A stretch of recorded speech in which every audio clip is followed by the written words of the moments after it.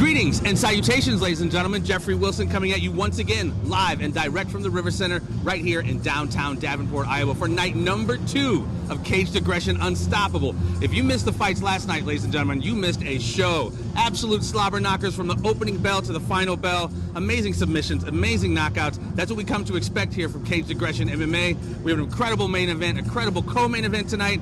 Joining me back in the broadcast seat, he's just getting off the road from Wichita, Kansas, where he was down commentating fights for LFA Fight Promotions, which you can find on UFC Fight Pass. Champ, welcome back. What are your thoughts on our tremendous lineup we got tonight? No, I'm excited, Jeff. I mean, I'm glad to, I was driving back 8 hours back from Wichita and thinking, I get to go home, I get to call more fights, I get to hang out with you. Hey, absolutely. This is what it's all about. Tremendous co-main, tremendous main. We have Shawn West, local guy, going up against Jamey Simmons. Pat, break that one down for us. Well, look, Jamey Simmons coming in, he's going to probably want to take this fight to the ground. He's got a lot of wrestling experience, very good on the ground. His hands are not what Shawn West's are. Shawn West is a guy who has matured and developed as an athlete and as a man from the young guy that I knew many years ago. He's a dangerous, dangerous striker. His hands are truly, truly deadly, and has done quite a few pro boxing matches, not with scrubs, with high-level boxers. So he's very dangerous. So it's going to come down to, can Shawn stop takedowns? And if he does get taken down, hey, can he get back up? I think he can. I think it's going to be a very, very exciting fight. Definitely looking forward to it. And another fight, the co-main, hammers, man. Heavyweight swinging hammers, Ryan DELF versus Will Dickey. Break that one down. Well, this is a last-minute replacement. Ryan DELF has taken an opponent who suddenly is, coming from a 205-pound. He's going to be very fast. Moving up to heavyweight, he's tall, he's long, he's rangy. He's got the reach on Ryan DELF. Ryan DELF's probably going to want to close the gap pretty quick, in my mind.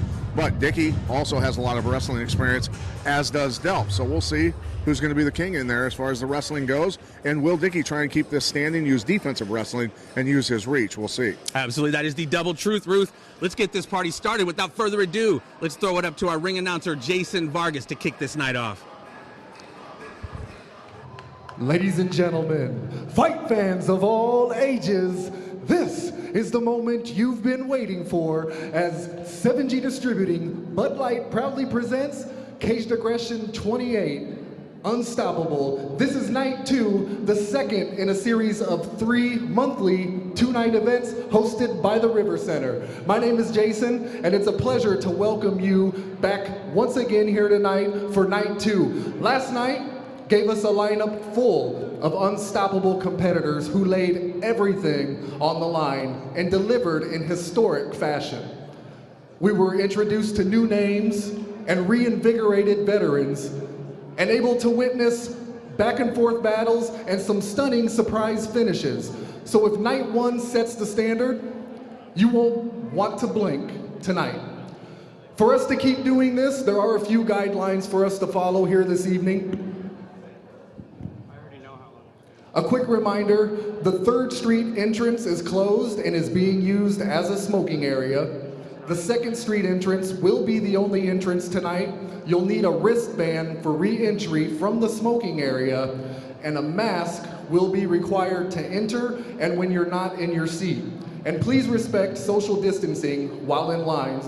Once again, Caged Aggression and the River Center, thank you for your support and help making this event run smoothly.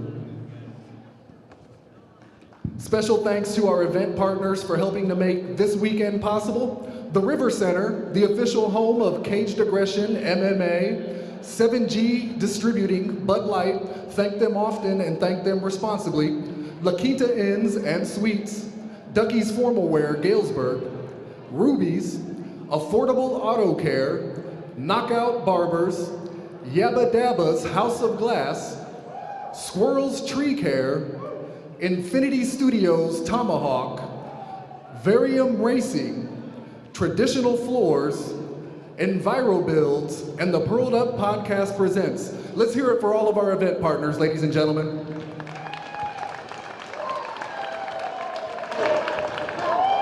Of course, special thanks to our production team, Mindprint Productions, The Music Connection, and Say Uncle Photography. Much gratitude to all of our fighters, coaches, and teams for their tireless commitment to be here tonight, and of course, to Caged Aggression President Mike Goodwin for his continuous drive and dedication to the sport, its athletes, and its fans. Let's give all those a round of applause, ladies and gentlemen.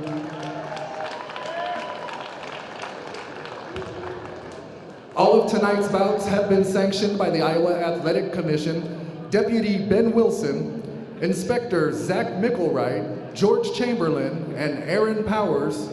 Cage side tonight, Greaseman Ty Taylor, Timekeeper Clint the Antagonist Anderson, our judges Matt White, Ian Haas, and Chris Moore, our cage side physician for the evening, Dr. Metcalf, our card girls, the lovely Serena, Dot, and Jessica, commentary provided by Jeffery Wilson and UFC Hall of Famer Pat Miletich, and when the action begins, our referees in charge, Josh Stewart, and the boss, Bruce Allen. Now if you'll all please rise and help me welcome WHBF TV4 multimedia journalist and former Miss Iowa 2018, Michaela Hughes Shaw, for the playing of our national anthem.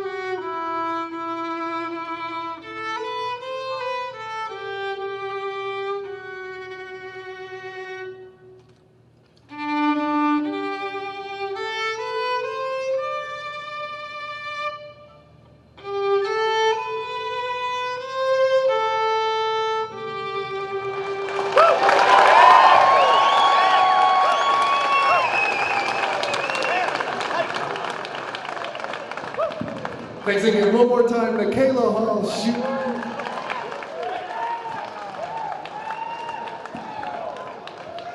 All right, River Center.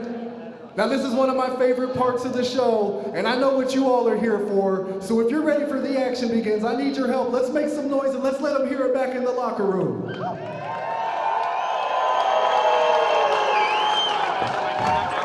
What a way to open the show. That was awesome. It was amazing.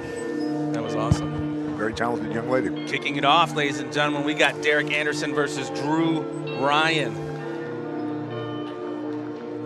Mr. Anderson appears to be making his way to the cage first. I want to once again thank everybody for coming out, tuning in on CageDaggression.tv. All the people who came out here live at the River Center in downtown Davenport, Iowa. We thank you. Derek says he got into MMA from his coach, Elijah Sabo.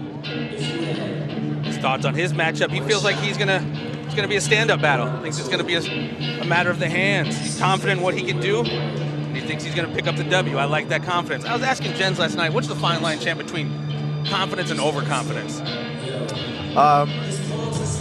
Them going to sleep were you, basically. Look, I was never one to add any ammo to their desire to hurt me, let's put it that way. There you go. Always try to be humble, carry a big stick. What is it? Walk softly, carry a big stick. Teddy Roosevelt. Always a lot easier to lick your wounds just in case, right? Yeah, absolutely. It's one thing to be confident. It's also another way to have that be an overcompensation for fear, but that's just a part of the game, of course. Derek Anderson fighting out of Presidential Fitness in Springfield, Illinois. He's a big fan of the greats. Khabib, GSP, Anderson Silva. The list goes on and on. And a big fan of his tattoo artist. Absolutely. Copious tattoos on this young man. Started his training a year and a half ago with his teammate Elijah Sabo, and he fell in love with the sport. Welcome to the cage, Mr. Anderson. Mr. Anderson. Mr. Anderson steps up into the cage. Looking forward to this night 2. If it is anything like last night, boy, we are in for a ride. Drew Ryan now making his way into the cage, fighting out of Nyquist in Rock Island here. Another local kid. Another kid with a very unique, not so unique story. Got into it with wrestling and then street fighting. Found a way to channel his energies a little bit more productively. Thinks this is a perfect matchup for him. Says he's hoping to be in and out. Trying to hit and not get hit and be elusive, champ. Well, Kenny Nyquist, very good martial artist himself, who is obviously Drew Ryan's coach. Definitely striking heavy, so we'll probably see a lot of that out of it. We'll see if he's capable of stuffing those takedowns. You know, he's got that wrestling background. So absolutely. We'll see how these guys pair up. Looks up to Sean O'Malley and the middleweight champion of the UFC, Izzy Adesanya. A young man said this is just the beginning of his career. I'm waiting for a fighter who looks up to Rand Paul like me. I think it's more cage related, champ. I could be wrong. I could be wrong. Getting ready to kick this one off. We were talking to Jens last night too, at the balancing that emotional dump, first time in the cage, the crowd, the pay-per-view, the pressure, Hall of Famers watching them. How do you stick to the plan, stick to the game plan, and not get in here and just start wiling out? Well, you got to remember, there's nobody coming in to save you. You know, it's just you and him, no matter where the fight's taking place, whether it's in an alley, in a boxing ring, in the cage. It's just you and him. So, you know, focus on him. Don't focus on anything else. Absolutely. I would imagine that comes in. That's easier to do more and more, I guess, you fight, but practice makes improvement, as they say. Experience is everything in this sport. And generally the fighters who have faced the tougher opponents come out on top. It's actually a very high percentage. We are getting ready to get on the good foot and do the bad thing. Both corners are hyped.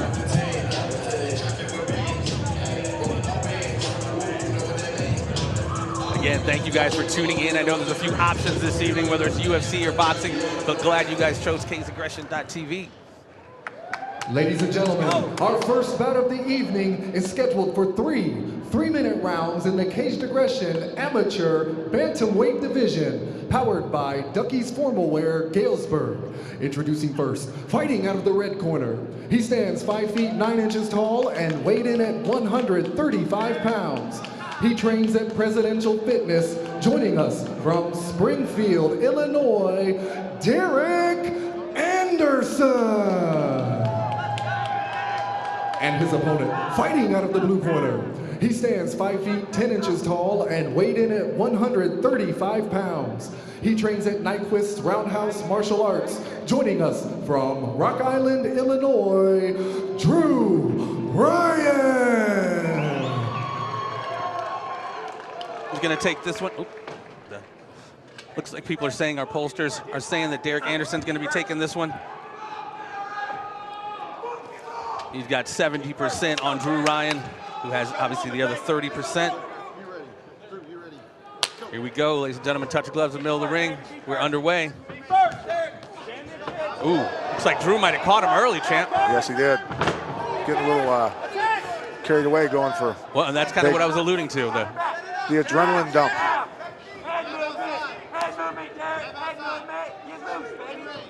Both fighters seem to be physically evenly matched up. Mix it up.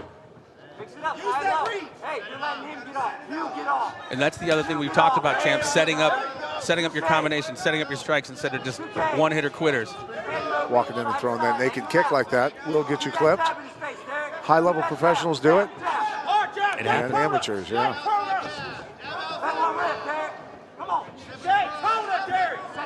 Opening up rather kick-heavy, both fighters. 2K, Derek. 2K. There it is. Head movement, though. Get your head up to the center. Off the center line. It's a great way to kick off. Hey, jam those kicks up They're and not fire gun back. shy this evening. They are Check firing and away. Check and fire. This outside leg kick from Drew Ryan. Hey. I'm waiting for both of them to settle down a little bit here. So, oh, nice kick off the dome. I don't know how much we caught that. Looks like Derek might have blocked some of that. Yeah, it definitely ricocheted off the top of the glove, but it hit him on the very top of the head.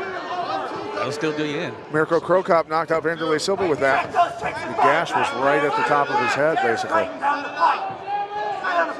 Good old days. 1, 2, 2, Derek. Don't worry about it. There it is. Hang on. 1, 2.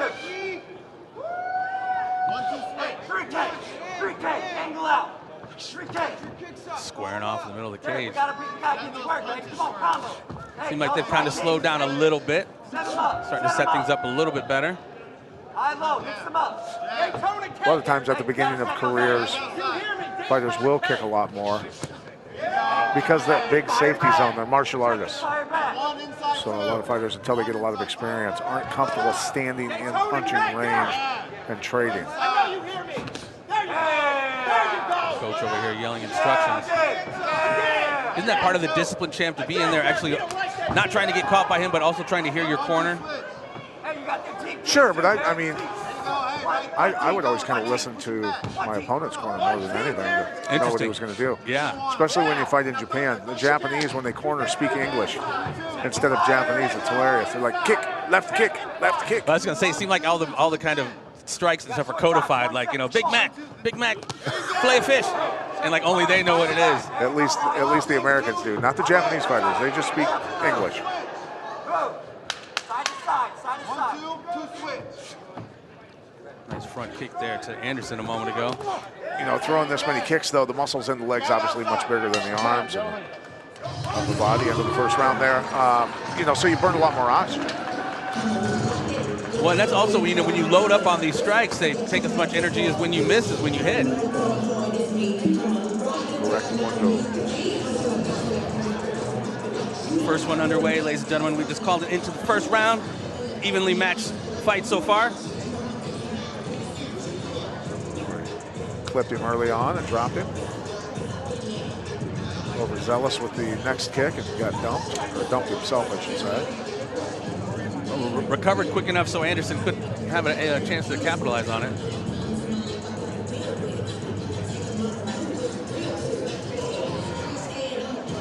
Kenny Nyquist there giving his fighter instructions. About ready to begin. Call to the action of round 2, ladies and gentlemen. Seconds out. Here we go, folks. Derek Anderson, Drew Ryan, round 2 is about to begin. All set? Ready? Touching up. I always like to see that. Inside leg kick there from Drew Ryan. I need a hard jab. Put a hard overhand, Derek. Set it up. And Drew definitely heard that instruction, I imagine. Yeah, keep going forward. He doesn't let you go forward. There you go. Nice right hand, baby. Nice right hand. Looks like Drew's kind of pawing it. Instead of straight jabbing, it's kind of a paw. Yeah, he's not snapping it. Usually does a depth gauge, which can get you clipped with that overhand right. Check and fire back. He needs to bring his feet with him. Both guys need to bring their feet with him. Ooh, big right hand from Anderson. Got him wobbled. Nice kick followed up with a nice jab there from Mr. Anderson. Flipped him with the right. Drew's now got Derek Anderson in his guard. Let's see if he can make something of this, either fighter. Keep him flat, Derek.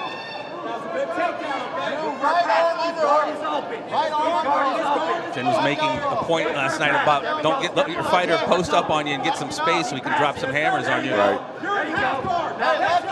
He's half guard here. Left arm underhook. Gotta watch out for those elbows right there. Left arm underhook. Strikes. Let go of the hook. Left arm underhook. Like if Drew could slide this way a little bit, he can maybe start wall walking, but he's about a couple feet away. Left arm. Well, he's starting to move a little closer to us here. action right here in front of us at the broadcast table. Needs to pin him up against the cage. Keep his feet against away from the cage so he can't push off and reverse position.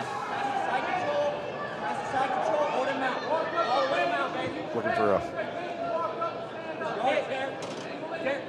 a key lock, but he's got the arm under the head. Once he locks that up, he wants to slip his left arm out from under the head and post it up on the other side of the head, his elbow. So I think he let that one go.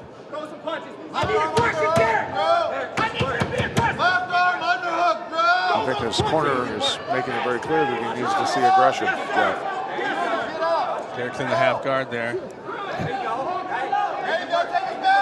Drew was in the half guard, my bad.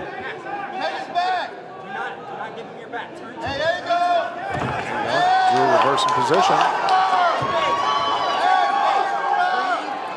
Drew gets them out. Sitting up. Ooh, got that space and he's opening up, gave him his back. See if he can get that rear naked in there. Trying to lock it up. Hand control. Crucial.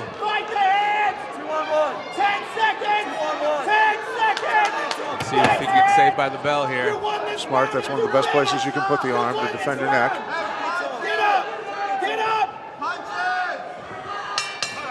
Referee calls it into round 2. Some action that time, that round. Good close round, back and forth a little bit. Yeah. Checking that gas tank there. Looks Drew's like a little bit more spry than Mr. Anderson here. We were talking last night, the military fighting system is very well known for their anaerobic, their endurance, their stamina. And you and I have talked about it too, how crucial that is going into the middle to late rounds.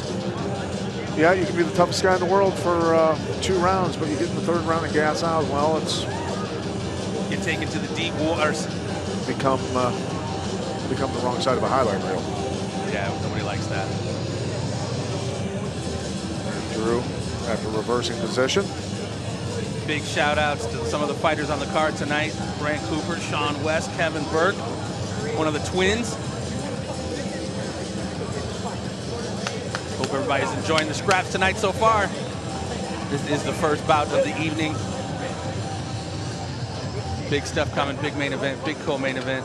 Heavyweight's gonna be throwing hammers. All right, last round, gentlemen, you ready? You ready? Derek Anderson, Drew Ryan square off for the 3rd and final round. Let's go. Inside leg kick. Another off-balance move there.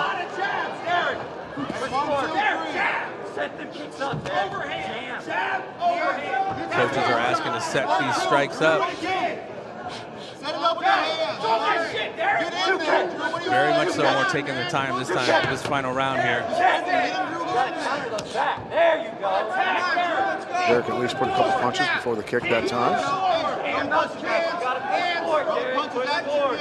Jam those kicks up.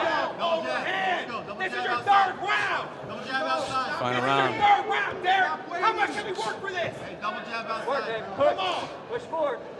Double jab overhand. Daytona, Derek. Combo. Derek, Daytona. Very close fight so far, champ. What would you say? How would you score this? You know what? It's going to go either way. I don't know, to be honest with you. I mean, really is very close. That takedown certainly can help for Derek. Absolutely. He's got to stay on him. Last time Drew reversed position, so I said this 3rd and final round is the deal breaker, the deal maker. Got the legs trapped. Nice job pinching the legs, trying to work his way up the body to mount. Khabib Oh, he's got Nurmagomedov.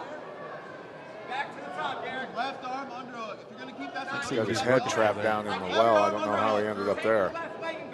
Drew, left arm He's setting up something there. Now he climbs to the mount. There you go. and Drew trap that arm and bridge. Derek, posture. See what Derek can do here in these final seconds of this last round. Derek, sit up and punch him. Sit on his head. Looks like Drew's working for something there. Well, he's just trying to roll over. Gonna reverse He's again. actually going to reverse He's it. got it. Now he's in the guard of Derek Anderson. When you're getting tipped over, I mean, if you're going to fall over, Jeff, you're going to put your arm down, right? That's what you have to do. If they're going to roll you over, just stick an arm or a leg out and stop from getting rolled over. Right. Get up. Drop it. Get out of there. Threw some heat there. Drew trying to rain down some fire on him. Take his ass off. Leg lock attempt here. Going for that leg. Cage kind of inhibiting his ability to implement his offense there, being up against the cage. Seems like he might have that heel hook if that's what I can't tell here. He's basically just cavemanning the footlock. Yeah. There's no technique involved in that. Keep going, keep going. Underhook, fucking turn, fucking turn. Trying to turn him there. Not going to happen. He's crossed up. Ryan in the half guard of Derek Anderson here. Dropping some scoring blows, some of them, into the third and final round. Drew probably stole the third round now. I think so. That was, it was close there, but yeah, Drew seemed like to edge out that third round. Yeah. We'll see. We got Derek, our pollers here in the CageAggression.tv poll station. They got Derek Anderson, like I said, 70% expected to win. We'll see if those pollsters are right. Last night they were killing it, man. They were calling it. I haven't picked me some lottery numbers. No, just gamble. Well, I guess not. No, that's just giving your money to the state. They both are, actually. Just walk into the casino like, here's my $100 or whatever it is.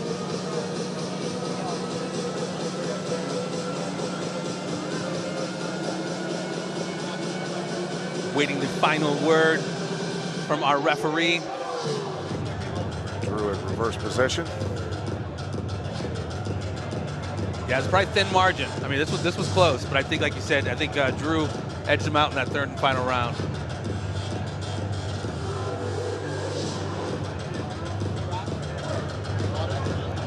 We got Derek Anderson pretty gassed out here in front of us. Valiant effort by both fighters. I mean, kudos to anybody who steps in the freaking cage. Hats off.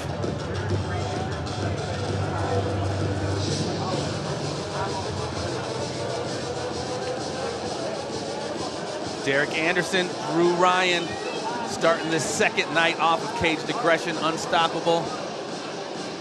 Something pretty interesting that's going on down in Kansas the last two shows. They have had real-time scoring, so at the end of every round, the scores are revealed, and the scores are revealed even to the corners, so that the coaches can advise their fighter whether they're up on the scorecards or not. I actually love that. Is that new? Has that never happened before? It's brand new. The last two shows we've done down there. And I think it's brilliant because look, besides boxing and kickboxing, other combat sports, in every other sport, you know who's ahead. Yeah. Right?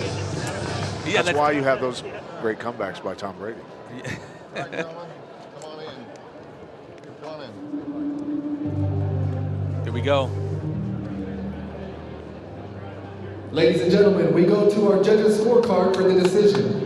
Our judges scored this contest 29-28.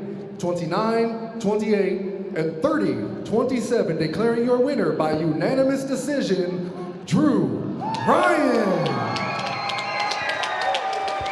Drew picking up that unanimous decision.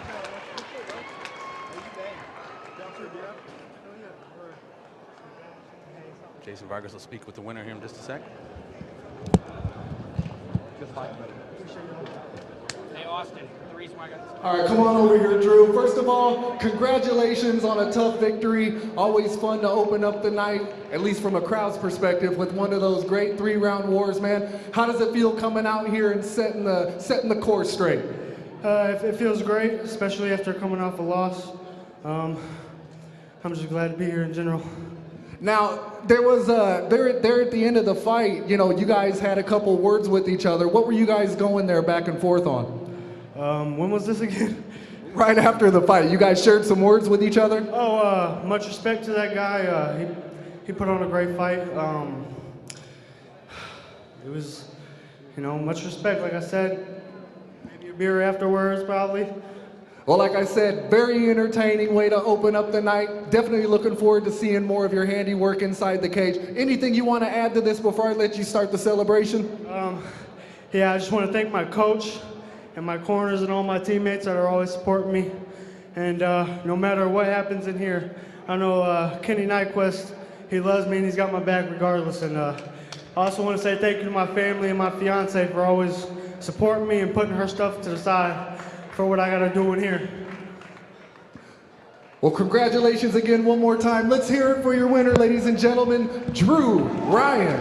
Drew Ryan picking up the W in a unanimous decision. What is up, Jim Moffitt, watching on our Caged Aggression Facebook Live.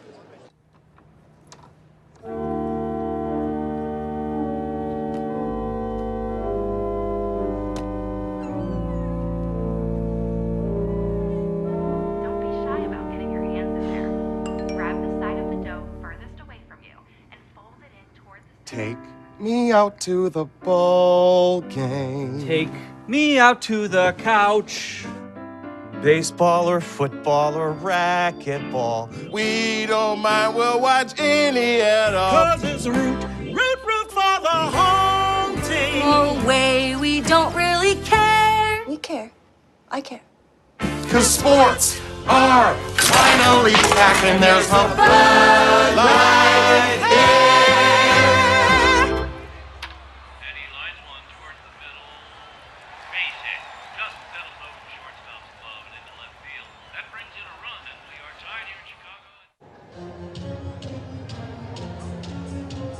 Welcome back, ladies and gentlemen. Brent Smith taking on Wesley Roger here as we kick off the second fight of our second night.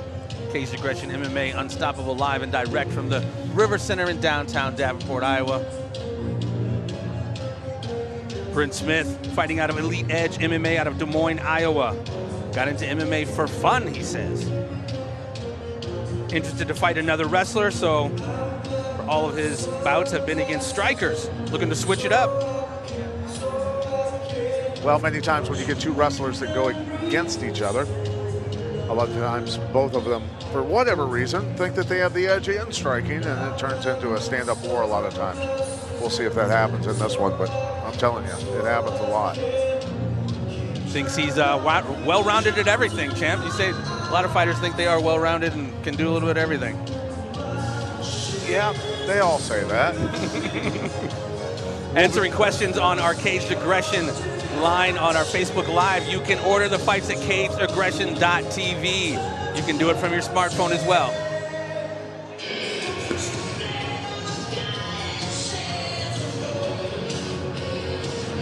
Coming out to a Corey Hart, dusting off a nugget. Dusting off an oldie.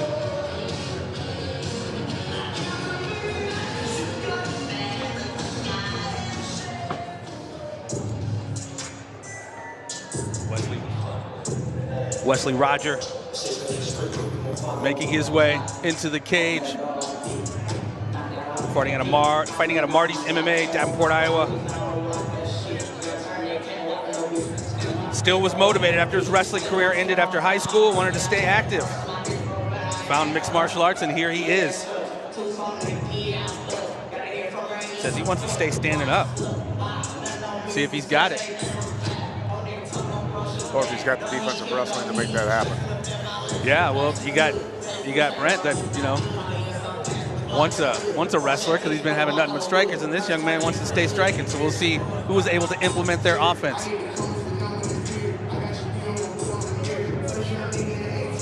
Motivated by all the people he trains with at his gym, he says. That's what Jens was saying last night. Nobody can help you motivate like your train mates, teammates.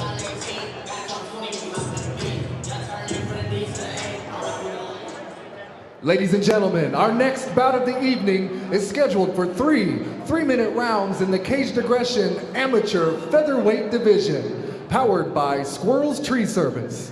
Introducing first, fighting out of the red corner. He stands 5 feet 8 inches tall and weighed in at 146 pounds. He trains with Elite Edge MMA. Joining us from Des Moines, Iowa, Brent, the Bad Boy Smith. And his opponent, fighting out of the blue corner. He stands 5 feet 11 inches tall and weighed in at 149 pounds.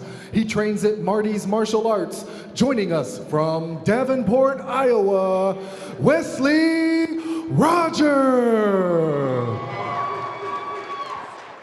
Our cagedaggression.tv poll, it's a pretty close one. Wesley Roger, 54%. Brent Smith, 45%. We'll see who is correct. All right, you ready? You ready? Let's go. go, starting action in round one. Wesley Roger opens up with a left jab, popped in his face. BRENT responded in kind. Nice swatting left hook there. Oh, he just kind of nice underhook, threw him off there. Ooh. Missed the kick, took his back. Paying for that one. Man, strong, got to his feet quick. I got a feeling something crazy is going to happen here. He's going to take a nosedive and try and knock him out, maybe. Going for that rear now. Oh, he's in there. He's in there. Ooh, oh, loosened it up as he. Yeah, he stripped the hand off. Sorry. He's still under the chin though. Tapped out. BRENT Smith making short work of Wesley Roger. Rear naked choke in the first seconds of round one. Pretty impressive, champ. Well, big mistake. Miss a kick, fall. That's give kind up of your that. back. Yeah. Many times fighters beat themselves. That's just another example of it. He definitely paid for that missed kick immediately. You gotta love his tattoo on his calf. I know. Well, and on the side, you got the Gaston snake on his side there. All right. Got the come take it cannon.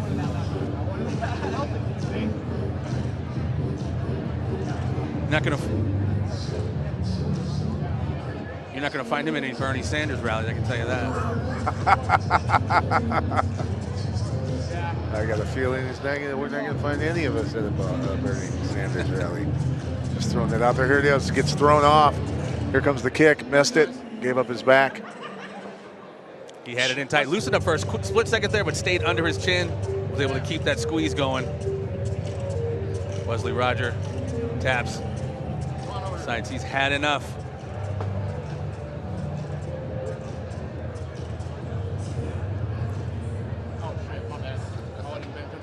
Ladies and gentlemen, your referee, Bruce Allen, has called a stop to this contest at 41 seconds into round one, declaring your winner by submission due to rear naked choke, BRENT Smith.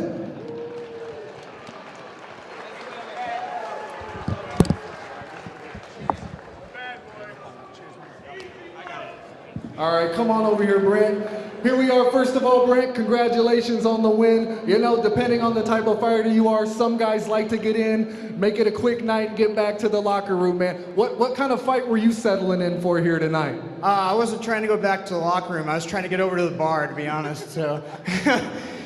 Now, you know, the scramble there on the feet ensued kind of early. Were you surprised that you were able to lock that choke in as tight as you were when you were on the feet? Yeah, I was not expecting to go to the ground that quick. He caught me with a pretty good shot right off the bat, and then when we closed ground, went to the scramble, sunk in the choke, and I knew it was over once I had it in, so.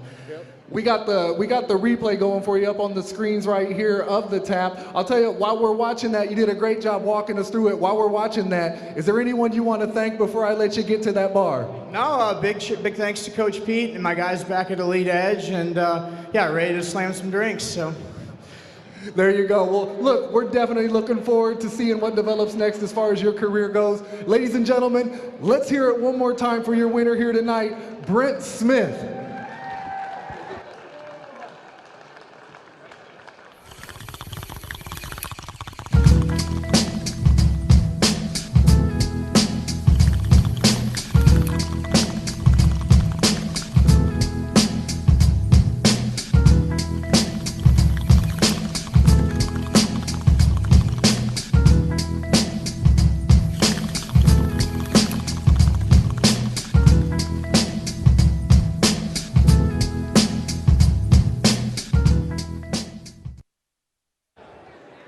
Kudos to BRENT Smith with a very, very impressive first round submission over Wesley Roger.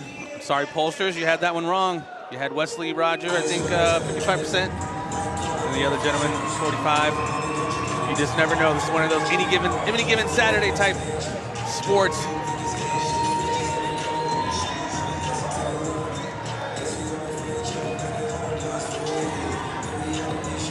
Wesley Clark paid for that missed kick. BRENT Smith was mindful enough to take advantage of that mistake. He pounced. He did. It's a Zeke. It's going to be a good one here.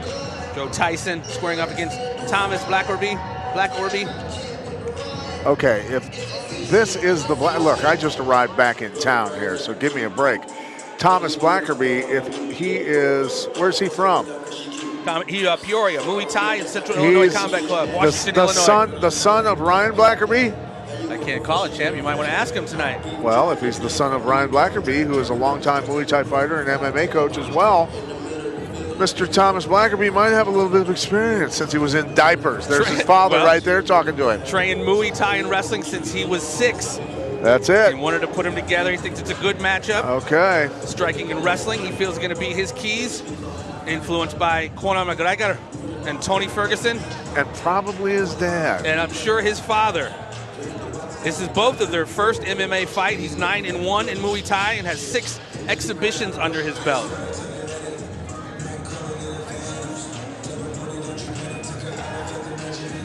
Looking forward to this one. Again, anxious to see both fighters, first time ever, how they respond to the crowd, the pay-per-views, the pressure.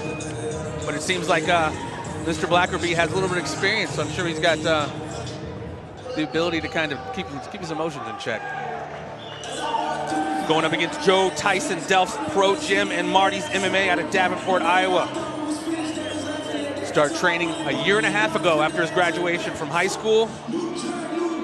Very excited the fact that this is his pro fight. He understands that this is Blackerby's first pro fight. Both of these guys with very similar strengths, wrestling, grappling, some of his top attributes. Looks up to Henry Cejudo, John Jones.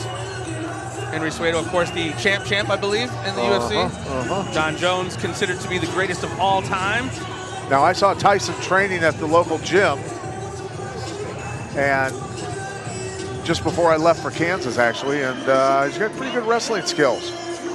He will not have Blackerby's striking skills, I can tell you, but had some pretty decent wrestling skills, from what I can tell. Yeah, it seems like Blackerby, obviously with what you said, starting so early and having such experience, so with so many of Muay Thai fights, 6-1 or 9-1, I'm sorry, it's pretty impressive. It is.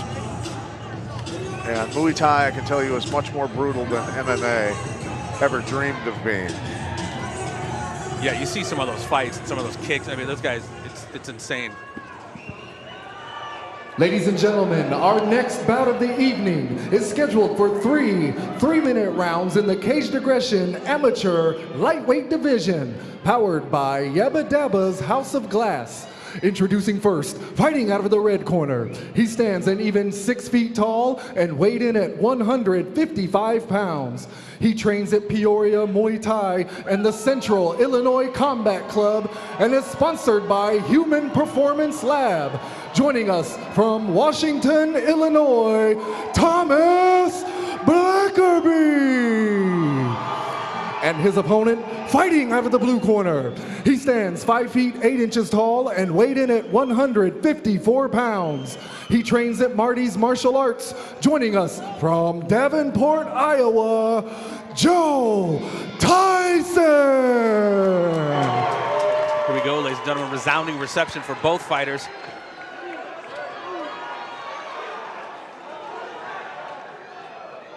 Cage doors closing. Referee about to call the action for a first round. Touching up in the middle of the cage. Here we go. Blackerby has a little bit of a reach on him as well. Inside leg kick by Tyson. Front kick to the face by Blackerby right on Tyson. Whoa, another double up. Get on the double, see if he can drive through it. Got it. Got that takedown. He didn't want to see those hands, it didn't look like. No, nor the bottom of the foot anymore. Nice job stepping to the mount, but losing position here. Lost that back. All that work for nothing. A lot of energy expended. Yeah, and psychologically got to be a little demoralizing. Oh, whoa, big left kick on Tyson. Tyson going for that double again. He wants none of this stand-up, it appears. No, I wouldn't either after that head kick. That'll rattle a jaw. Tyson and Blackerby's half guard here. Blackerby starting to scramble and get away. Tyson got to keep him down, cannot let a dangerous striker free. Yeah, Blackerby's unleashing. Got side guard on Blackerby here up against the cage. So his neck should be protected. But he is getting rolled. Switch position there. Looks like he that's tight. Might have some kind of choke going in there. Cinching it up. Tyson trying to get hand control in there. Looks like he slipped out of it. Yep. Tyson trying to keep that, getting that space. Good striker. You do not want him on top of you with those long arms.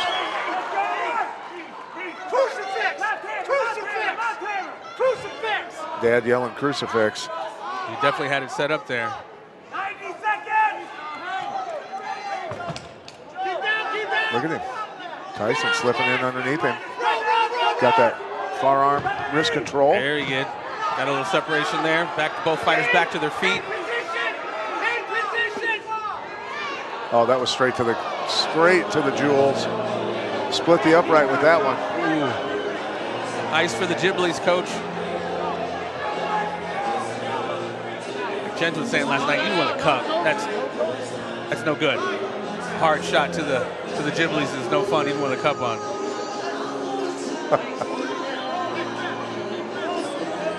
Well, either way, it's a good way to find a break in the action for yourself if you're tired. I was just gonna say, absolutely gives you a few seconds to get your breath.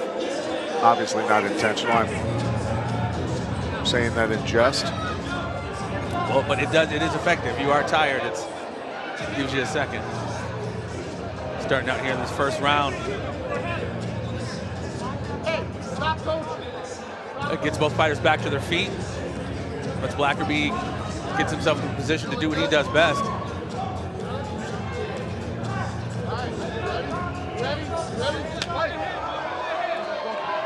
Squaring up in the center of the cage again.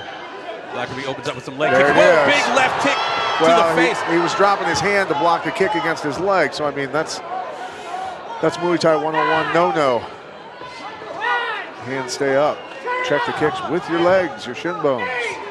Nice knees inside on buddy. Tyson.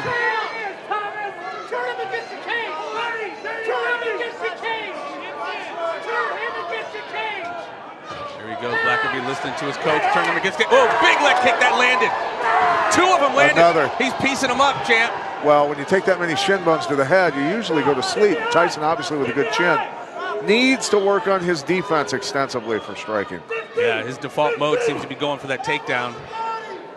He did say wrestling is his strength, so yeah, he's utilizing that when he's getting in trouble there. I don't care who you are. If you don't have good defense, you are not going to be successful in this sport. So, BLAKORBY in the guard of Tyson. Sorry, champ. Defense should be first. Taught first. Into the round. These guys came to scrap. I can tell you that. These guys came to scrap. BLAKORBY is on the pole as 60% chance of being a winner. Joe Tyson, 40%. Looks like our pollsters are thinking BLAKORBY's got this one. We'll listen to the corner here.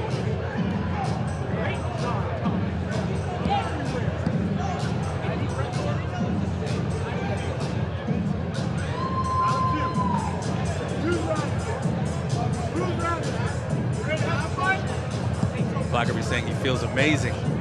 Coach asked him how he feels. He said, I feel amazing. Tyson struggling for those takedowns a couple times. Getting himself out of position, taking some. Here comes the head kick there with the foot. Luckily not the shin bone. But there were several others. Here's another. Boop. And then the left leg. Boop. Left hand was way too low. Yeah, you're right, champ. Defense definitely is something he needs to work on over his side, keeping his hands way too low. Lucky he hasn't gone to sleep yet. Especially with such a dangerous striker like BLAKORBY. Touching up to the cage, round two. Another big leg kick. BLAKORBY missed that one. BLAKORBY making him pay for it. BLAKORBY just a lot more experience, and you can see it. Obviously knows what he's doing and keeping his opponent on the end of those strikes and not too inside. Stuffing the takedown that time.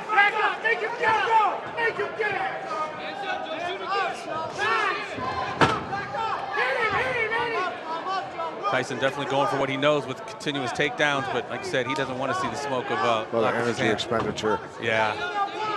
Pulling, trying to slide in underneath, which. Elbow to the ribs. Wicked elbow to the ribs. Coach calling for the crucifix once again. BLAKORBY in the guard of Tyson here in front of us.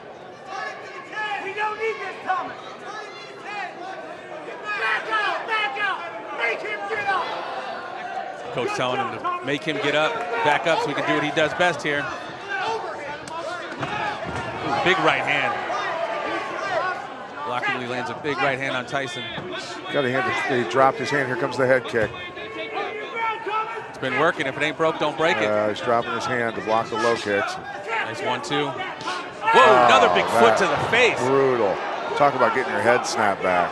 You said it right. Tyson has a chin. He's been getting hit with some flush shots. Well, that's not an honor you want to be bestowed with, you know, it's just because meaning you're getting hit a lot. And that chin don't last forever, as Chuck No, it doesn't. Neither do spelling abilities. Get your favorite crayon. Are you making fun of Marines? Oh, Marines. Pat said it. I didn't.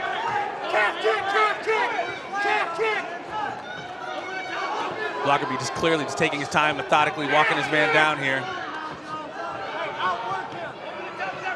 Keeping him on the end of those strikes.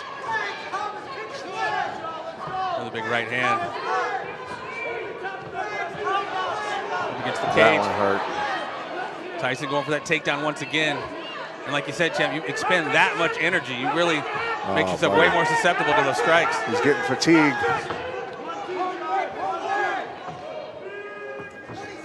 Oh, spinning back kick. Didn't quite do what it did last night. There was a spinning heel kick knockout, which was just insane. Another big right kick to the head of Tyson. Perfect job, Thomas. Switch 1-2. Switch 1-2. Switch kick 1-2. He's landing some shots on Tyson, ladies and gentlemen. Big knee to the solar plexus. Tyson is fading. Wow. Referee calls it into the round. Putting on a clinic right now, buddy. He is just stacking points here. Technique versus strength. I'll take technique any day. Yes, sir. BLAKORBY still seems to be in fantastic condition, not breathing really heavy at all.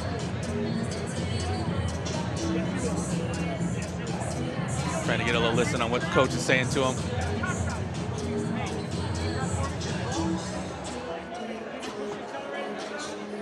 BLAKORBY doing work here. Percentage is changing a little bit on our poll. Yeah, BLAKORBY is 62%, Tyson 37%.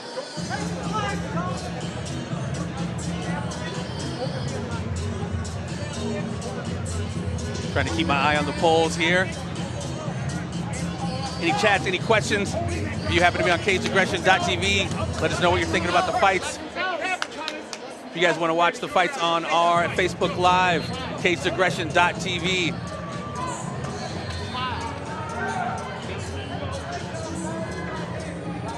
About ready to begin the third and final round. BLAKORBY opens up, walking him down. Little light leg kicks, open up with a nice right straight jab to the face of Tyson. Tyson trying to do his own little front face kick there. Nice 1-2. Another big leg kick, finding its home once again. Knees. Referee's going to be stopping this one if he doesn't defend himself. BLAKORBY starting to go off. Really lowering the boom here. There's that crucifix set up. I don't know how much Tyson's going to take this. Well, he scrambled back to guard at least. Tying him up. Bumps and bruises. He will remember. Absolutely. From this lesson. Win or lose, he's going to remember this one. Coach telling him to back out.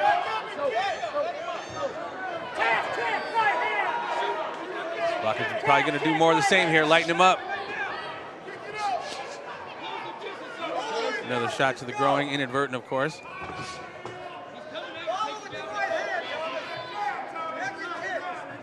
Dominant performance so far by Thomas BLAKORBY. Tyson going for yet another takedown. Got the hands locked, see if he can lift him. Yeah, there it is. Still has something straight in the to mount. Straight to mount. Can he do something with it now? Yeah, let's see. Wow, BLAKORBY easily switching position. Got to flatten out at that point and widen your base. Coach imploring to fire away. Got him right here in front of us. Ooh, big straight left hand, elbows to the body. Tyson getting beat up here. Keep that right hand going. Keep that right hand going. Go pump on inside. Right hand and hook. Just superior technique and experience here. Without a doubt, like you said, this is a clinic. Get that right underhook and then left top. Staying in the half guard of Tyson here. He's trying to hide those ribs. They're getting smoked.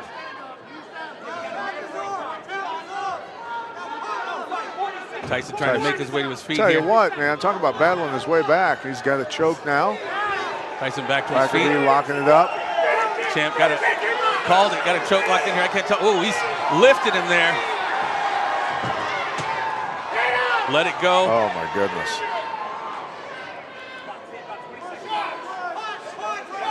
BLAKORBY just dominating his opponent here, champ. This is a 10-8 round if I've ever seen one. Yeah.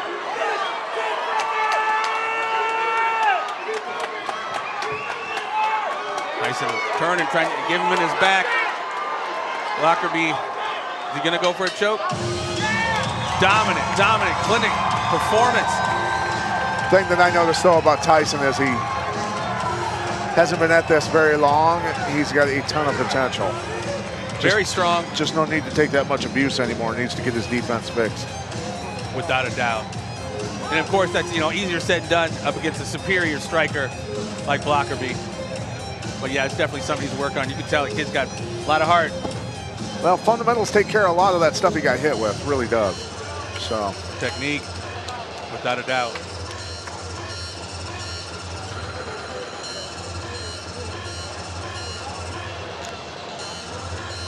Let's see if our pollsters were correct.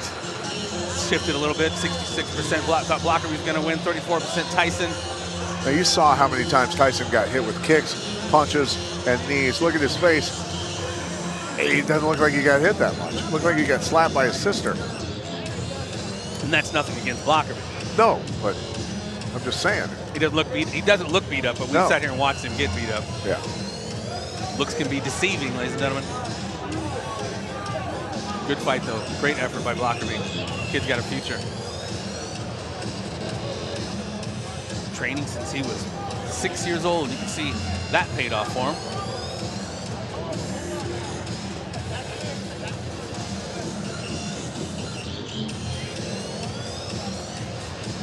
I'm going to market for the martial arts community out there. I'm going to market some diapers with a black belt printed on it. Why?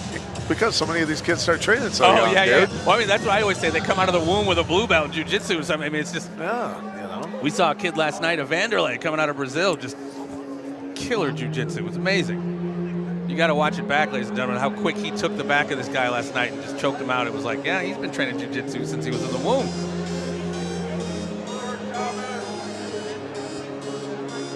Killer fights, killer efforts all around last night, tonight. This is what you expect from Caged Aggression MMA. And yeah, we're going to be doing it one more time in November, another 2-night event coming up. Can't stop, won't stop. Going to end this crazy 2020 with our foot on the gas.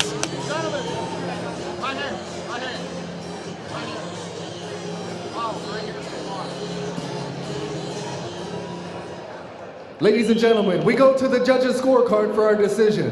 Our judges scored this contest 30-26, 30-26, and 30-25, declaring your winner by unanimous decision, Thomas BLAKORBY.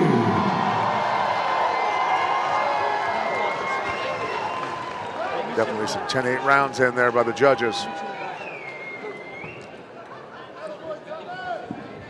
All right, come on over here, Thomas. Here we are with your winner, Thomas BLAKORBY. First of all, Thomas, man, congratulations on such a stunning victory here in your Caged Aggression debut.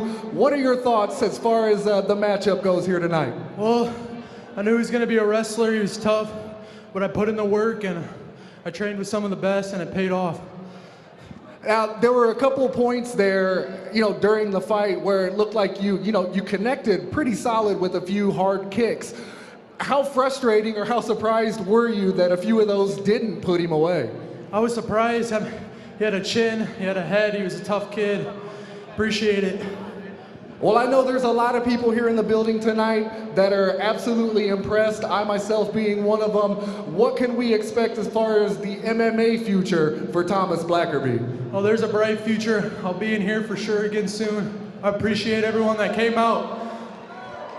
Ladies and gentlemen, one more time for your winner, Thomas BLAKORBY.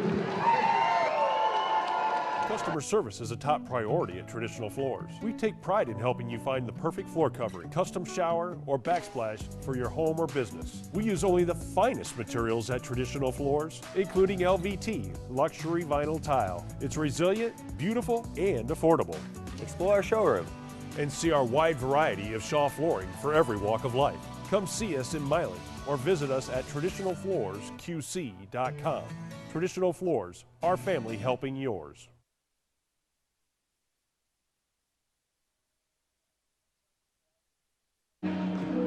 Back at you, ladies and gentlemen. BRENT HEATHCOCK versus Kevin Burke coming up.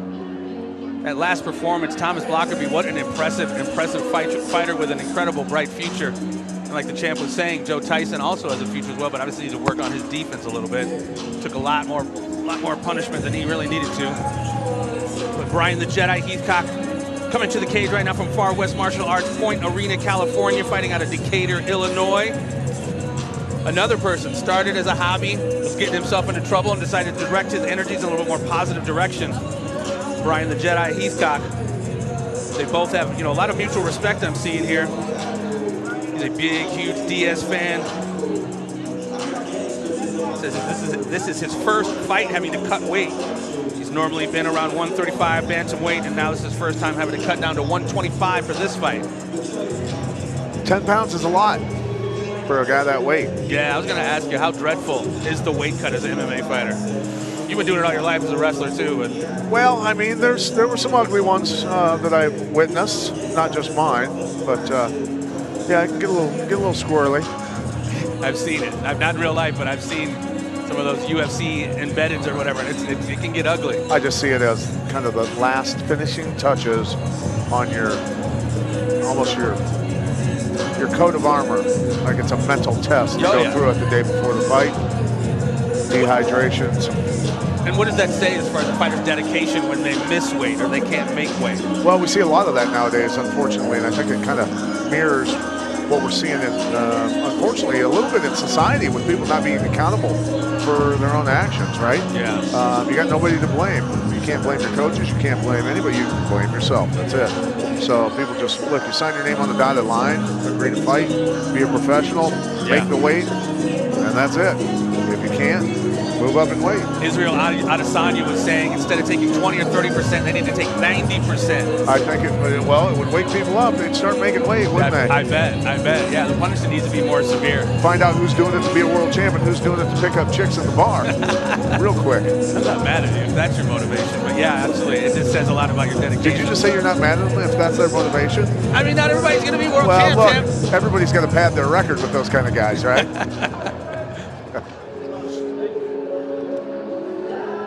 Kevin Burke, one of the twins, coming to the cage here, fighting out of Summit Training Center in Davenport, Iowa. Called a couple fights for the Burke brothers. Took him to a fight when he was 16 years old, got hooked ever since. A lot of these guys, I mean, it is so easy to get hooked on a sport like that's one of the, in my opinion, one of the greatest sports ever. The Burke boys, very tough. Trained in Thailand, fought in Thailand. Got some real experience. Another person who feels he's rather well-rounded. 30th amateur fight. He feels hopefully his last one before he's able to get that pro card. 30 fights though, champ, that's a lot of experience. That's a ton of amateur fights. Yeah, the Burke brothers are scrappy. They come to scrap. You are friends with the coaches over there, one of the Burke brothers, Mr. Hernandez? Oh, Timmy Hernandez trained with me for many years. Many years, yeah. Yeah, they don't mess around over there at the old Summit Training Center. Tim Hernandez's son, also a standout wrestler from Benton High School, went to Iowa State University and then moved on to another university where he was successful in collegiate wrestling. As you saw there clearly, Kevin's identical twin brother. Burke making his way into the cage to face off against Bryan Jedi Heathcock.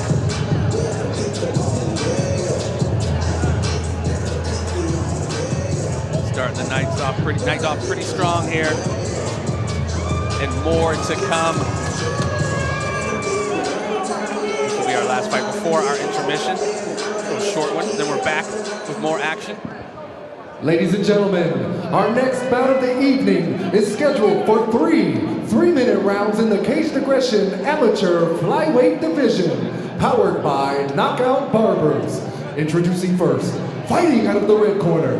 He stands 5 feet 9 inches tall and weighed in at 125 pounds. He trains at Skywalker MMA, joining us from Decatur, Illinois, BRENT, the Jedi, Heathcock.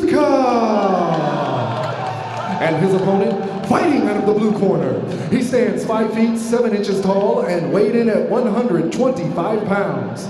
He trains at Summit Training Center, joining us from Davenport, Iowa, Kevin Burke.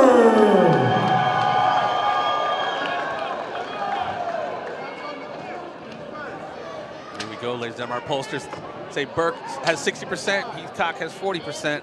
We'll see how that plays out. Round one, ready, ready. Round one, Blue, you ready? Fight. Here we go. Touch gloves in the center of the cage. Burke opens up with a high leg kick. Stuck him with that jab, did Heathcock. Nice slip of that left hook from Kevin Burke. Nice lower leg kick from Burke. Went down and then went up. Switching levels.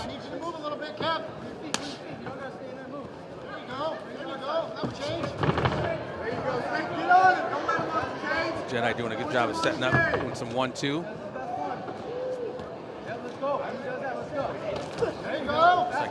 Heathcock's going to have a little bit of a... Solid, sorry, low kick. Heathcock came in, planted all his weight on that leg, and it got smoked by Burke on that kick. Heathcock changing his stance up, now goes back conventional. Heathcock's going to have a little bit of a reach on him, see if he can take advantage of that. Outside leg kick from Burke. Needs to keep working that. Yeah, slow him down. A big guy like that, compromise that mobility when you start working on that common perineal nerve on that outside of the leg. I tell you, Heathcock throwing some serious heat.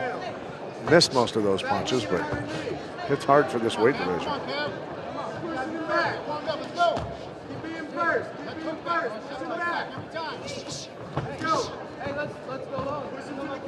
For a little 1-2 with a kick there. Burke missed all 3 of those.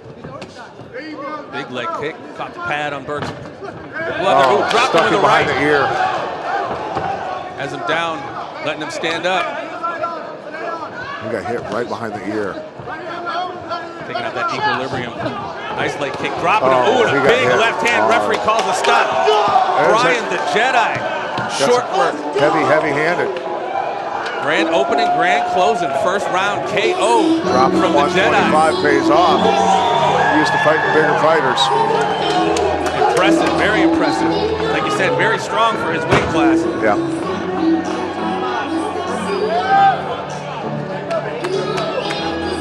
Vicious KO. He's got no body fat on him. He'd freeze to death on a 45-degree day. Yeah, it doesn't seem like he really recovered after that shot behind the ear. No. The Jedi really capitalized on that. Burke up on his feet.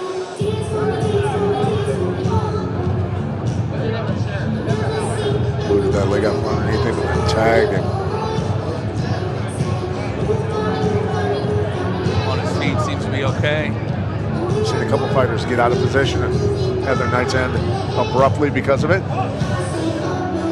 Again, fighters beating themselves. Yeah, well, I mean, it didn't help either that, you know, the Jedi had that reach advantage on him, and like we were talking about with Jens, he got that reach. He was at the end of all of his strikes. Sure. Heathcock over there congratulating Burke. I'd love to see that, man. I'd love to see that sportsmanship. That Bushido, I believe they call it in Japon. Burke got dropped with the first shot behind the ear. That leg kick, nope. Just giving up the angle, turning sideways, allowing the side of your head to get hit. That's and get your leg booted out, and that didn't see that shot coming right at all on the ground.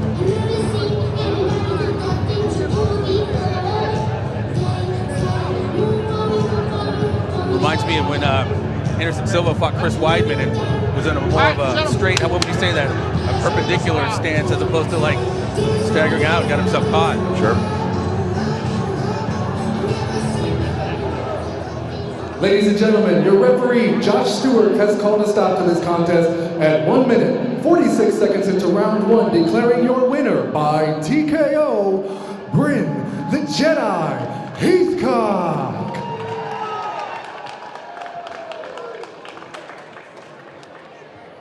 Impressive performance. All right, come on over here, BRYNN. Here we are with your winner, BRYNN Heathcock. BRYNN, congratulations on such a tough victory. We know here at Caged Aggression, you've spent the past few years floating around different weight classes, man. Tell us, how does 125 feel right now? I was knocking people out at 35, so you guys better be ready at 25 because that cut wasn't nothing. I feel real good, hydrated, refueled. It wasn't anything what I thought. My last fight was at 35. I came in not even trying to cut weight, was weighing in at 30. So I said, man, you know what? I'll go down to 25 and give it a try. And this might be somewhere you guys can see me. I'll float back and forth wherever the boss wants me. So. Well, we know, especially here at Caged Aggression, whatever division you choose, it's always an exciting night and always an exciting matchup when BRYNN Heathcock is on the card. Anyone you want to thank, anyone you want to mention before I let you get to the celebration? Huge shout out to my brother. When I know I got a big fight coming up with a game opponent, shout out to Kevin Burke.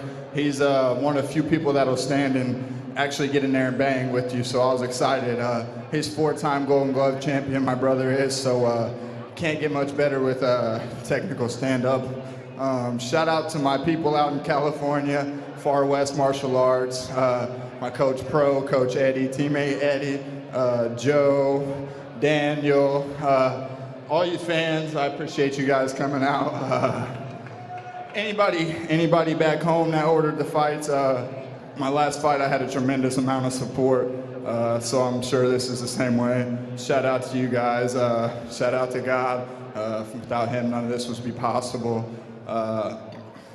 It's a battle inside of here, but I got a battle outside of here that I've been going through, so this just makes it that much better. Well, again, BRYNN, I wanted to congratulate you on a big win. I know you were working hard to get back in the win column. Let's hear it one more time for your winner here tonight, ladies and gentlemen, BRYNN Heathcock. And my good one, if you got something for November, 25, 35, you know I'm always available, and I'm grateful for your show. Thank you. Impressive in what he did tonight. Amazing thing, remaining poised. We were talking about last night with Jens and even you today. We're maintaining that poise and that discipline to execute your game plan. No emotions, no jitters. He went in there and handled his business. And along with another first-round KO, we had BRYNN Heathcock. An absolute, really a striking clinic as well. Took out a very game Kevin Burke, the Kevin Burke boys, the twins. Very game fighters. Well, I think Heathcock, I mean, it came down to Heathcock cut down from 135 down to 125. Obviously going to be a bigger, stronger fighter. I mean, he really was ripped. Attention. Much bigger than Burke. A lot more muscle mass. Hit harder, and thus, ended up in his favor. Well, this is what we do here at Caged Aggression MMA. We bring nothing but the pain. The second part of this fight card, going after the intermission, we're looking at Jackson NWOKEOMA. Hopefully I'm saying that name right. He's an individual who fights out of the Jackson Wing Camp in Albuquerque, New Mexico. Literally ranked in the top camp in the world. And he rolls and fights and trains with John Jones, considered possibly the greatest to ever do it. Not a lot of people and fighters here can put that on their resume. That doesn't necessarily mean he's going to automatically pick up the W, but he's obviously been challenging himself with some elite fighters. Well, and look, we're doing pay-per-views here now in Davenport, Iowa. A lot of fighters, a lot of camps are starting to reach out now to Mike Goodwin saying, hey, we want to get her. Because there's not a lot of pay-per-views, there's not a lot of MMA organizations putting shows on anywhere in the world right now. Especially two-night events for the crowd. So, a camp like that reaching out, wanting to get one of their young rising stars on this card, look, it's a beautiful thing. Now his opponent Gaston, who's coming in here, realizes who he's fighting, what camp he comes from. This is Gaston's biggest fight of his night. So you know, I mean, Gaston's going to leave it all out there. So I mean, you could send the guy packing back to New Mexico with a loss here in Iowa. And that would be impressive on his resume, without a shadow of a doubt. And we're looking at an incredible co-main and main event tonight. We got the heavyweights going to be swinging hammers, and I always love watching that. Ryan DELF versus Will Dickey. I mean, Ryan is, we called the fight of his in September, impressive win. What are your thoughts on our co-main? Well, Dickey is a guy who's much taller, got a lot longer arms, also has a lot of wrestling experience, as does DELF. But DELF, look, he's a mountain of a guy. He's a very powerful guy. How much of a gas tank does he have? We haven't seen him need it, you know, in a third round, in a war of attrition. You know, we haven't seen that yet. So, you know, Dickey needs to get this into deeper water to be successful, weather the storm from the bigger man, and hopefully come out on top. So it's going to be very interesting. Well, and as you said, the bigger the machine, the bigger the motor and the fuel that needs to fuel that machine. Absolutely. So it's going to be an awesome co-main event. And then our main event, a local guy, Shawn West, going up against Jamey Simmons. What are your thoughts on that one? Well, Shawn West has always been an explosive striker, and he's just gotten better at it. I mean, he's done a lot of professional boxing against, look, not your run-of-the-mill boxers. He's been fighting, you know, in televised boxing matches. So if you're good enough to go from MMA and get into an MMA or a boxing events that are televised, it says something about your ability to fight in a couple different combat sports, right? So he, you know, Shawn West is quality. He's world class. His opponent has, I think, an edge in the wrestling. He has an edge on the ground. So he's going to definitely try and get this fight to the ground. But can he get past those Shawn West dynamite punches? That remains to be seen. Time will tell, ladies and gentlemen, and we want to thank you guys again, cageaggression.tv, for checking us out tonight. We know there's a lot of options, so we definitely appreciate you checking us out. Like I said, we are international: Nigeria, Japan, Mexico, Brazil, the UK, Brazil. Sure. This has been absolutely so cool, hanging with the champ here, with Jens last night, being a part of this incredible organization, which is one of the few who are actually putting on fights, 2-night events. And we got another one coming up in November. So ladies and gentlemen, stay tuned for this second half of this evening. And thank you guys so very much. The fun was about to continue. From our brief intermission and to the main portion of tonight's card, all of our title fights and all of our professional bouts coming up. But first, don't forget, we've got our after party as soon as the lights go down here tonight, just up the road at Ruby's. They'll be having food and drink specials and our always popular awards presentation. That's all going down as soon as the show stops tonight.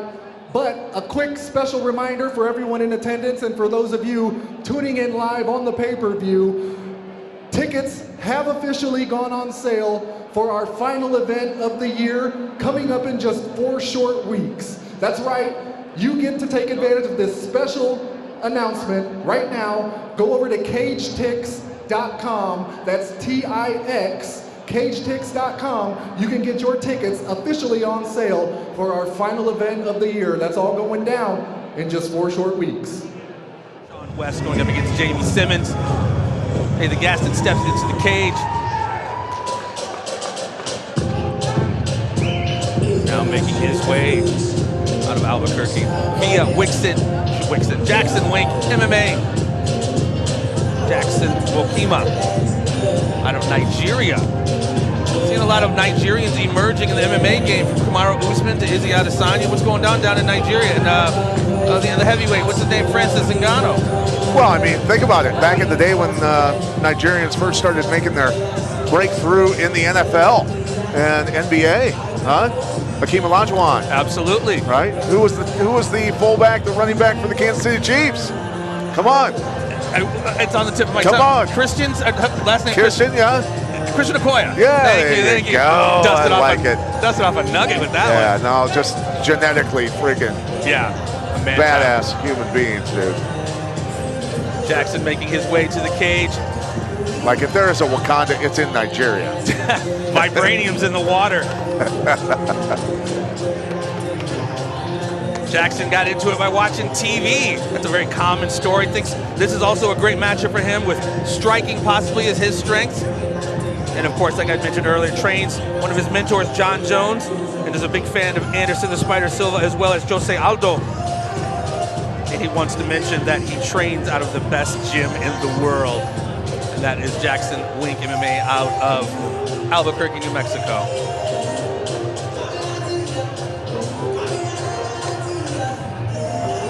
Getting that top talent here at Cage Aggression MMA. And we're only expecting that trend to continue as the competition here is next level, production next level, the whole outfit, the whole crew putting their best foot forward.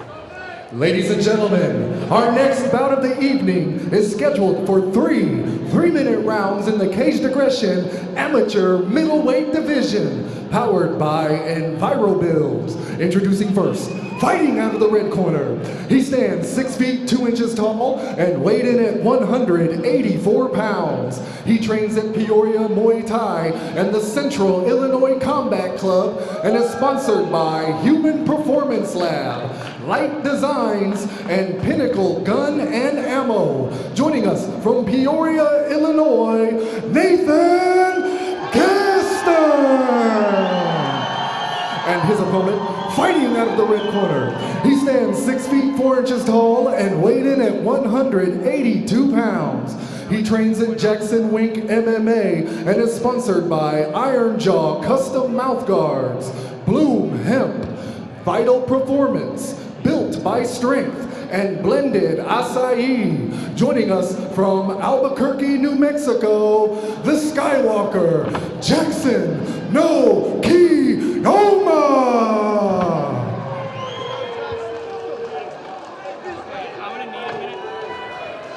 Here we go, ladies and gentlemen, the Skywalker versus Nate Gaston. This should be very interesting. Gaston best be ready for a storm here. Yeah. He's got to stay focused, too. Can't worry about the resume and stocking up a win on this young man. He's got to stay sticking to his game. Yes. Nice big high kick from Jackson. Skywalker. Nice low kick by Gaston.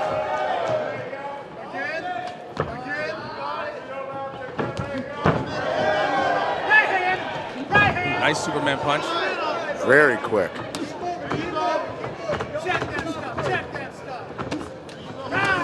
Tell you what, we got to fight, brother. Absolutely. Jackson's starting to unload with those leg kicks.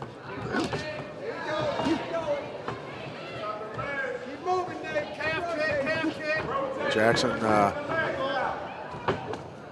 taking those low kicks, and he's fundamentally dropping his hands instead of blocking that with his shin, or he's getting clipped here, buddy. Simultaneous, Jackson went for a lower leg kick and Nate countered. Gaston here to fight.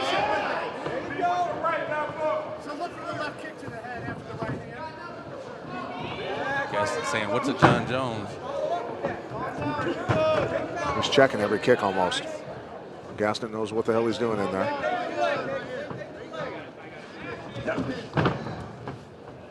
Both trying to fire away with those leg kicks. Well, I want to see some fake kicks, then punches, then a real kick.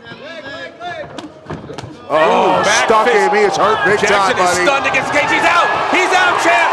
He is out! Wow, Nate Gaston huge fight, knocks huge out win. Jackson NWOKEOMA, the Skywalker, in the first round. Wow, buddy, big, big fight. That's a huge win for him. Jackson protested the stoppage. He didn't see what we saw. Wow. That was fast.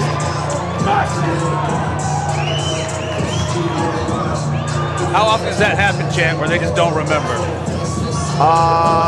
Quite often, actually, but that's okay. There's the spinning back. Well, here, there he's got him hurt, yep. Caught it with all of those follow-ups.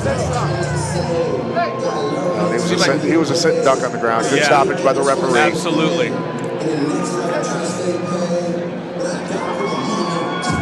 I'm sure Jackson was under a lot of pressure to perform, and obviously Nate was too. Well, I've got to be honest with you. Jackson's fundamentals were lacking. Early on, we noticed defensively some stuff that he was not doing. He's got to go back and work on that. Yeah, still a very young man. Nice Superman punch there. Pretty effective with his leg kicks. Like you said, he was checking some of those. Fundamentals are what win fights. Period. I say it over and over again. White belt thinks they know nothing. There's the spinning back fist. Blue belt thinks they know a lot. Boom, boom, both of those connected. Yeah, purple belt thinks they know everything. Brown belt, surely they know everything. And a black belt, by the time you get black belt, you think you know nothing. Ladies and gentlemen, your referee, Bruce Allen, has called a stop to this contest at 1 minute, 29 seconds into round 1, declaring your winner by knockout, Nathan Gaston. Very impressive victor from Mr. Gaston. Out of the BLAKORBY camp. All right, come on over here, Nathan. We're here with your winner, Nathan Gaston. Nathan, first of all, congratulations on the big win. Hey, talk to us, man. There was a lot of hype following you into your Caged Aggression debut. You delivered in stupendous fashion, man. How's it feel coming up with such a big win, with such a statement to follow? First off, woo! Y'all like the show right here? I want to thank everyone that came out tonight. I want to thank my good one for putting me on this show. It's the best in the Midwest, baby. We bring the heat.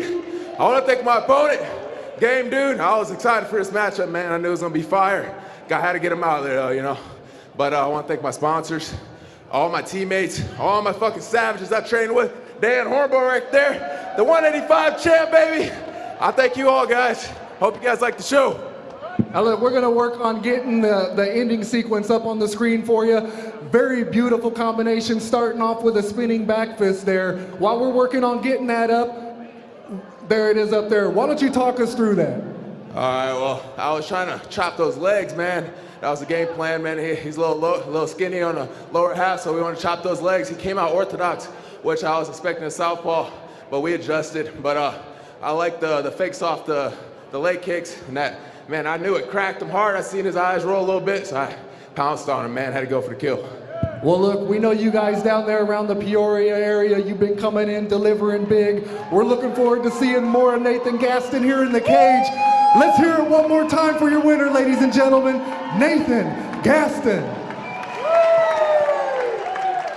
Don't stop.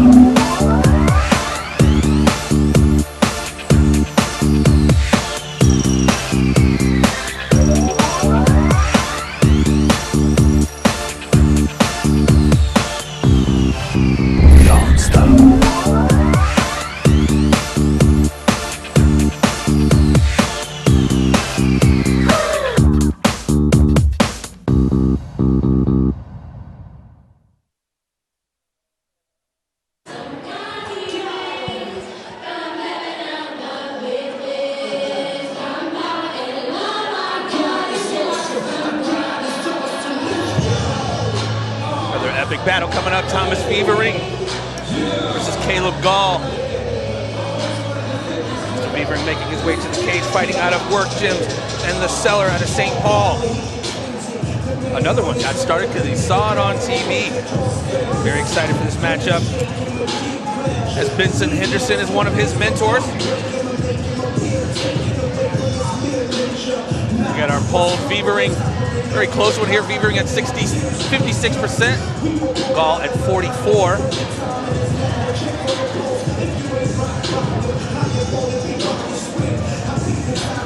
Look forward to this one. A very impressive performance there. That last fight from Mr. Gaston. First round KO.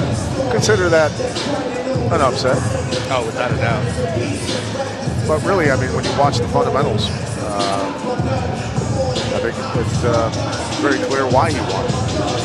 Well, like you said, the basics, that's what really wins fights. Yep, better fundamentals.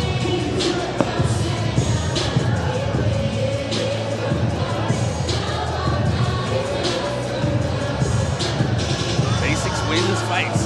Technique, basics, technique.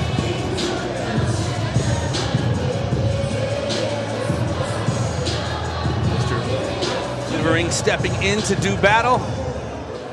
Awaiting his opponent, Mr. Caleb Gall, fighting out of the local Tarpons Martial Arts Academy, hometown in Wapello, Illinois. A little tribute to Eddie Van Halen.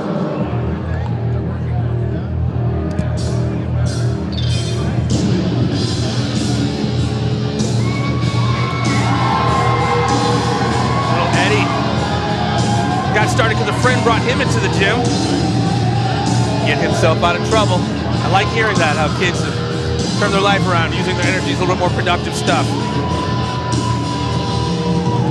Feels that his pressure and his ability to adapt will be the difference maker for him. Mentor is looking up to Jens Pulver and Carlson Gracie Jr.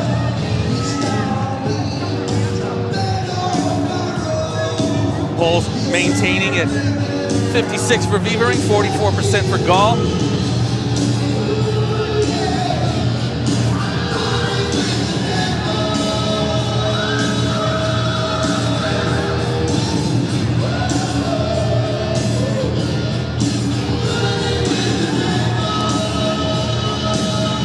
Frank Cooper, who fought last night, came up a little bit short. Travis Tarpon right there. Yes, sir. Mr. Gall getting ready to step into the cage to face his opponent. It's going to be interesting. Mr. Vievering got his game face on over here.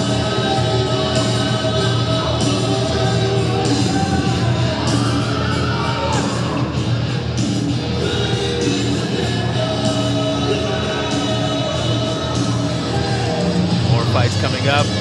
Joey Reese, Frank Cooper. Brent with the gold.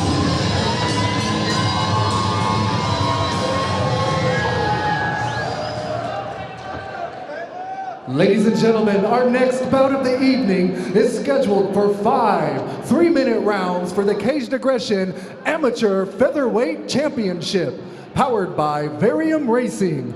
Introducing first, fighting out of the red corner. He stands 5 feet 8 inches tall and weighed in at 142 pounds.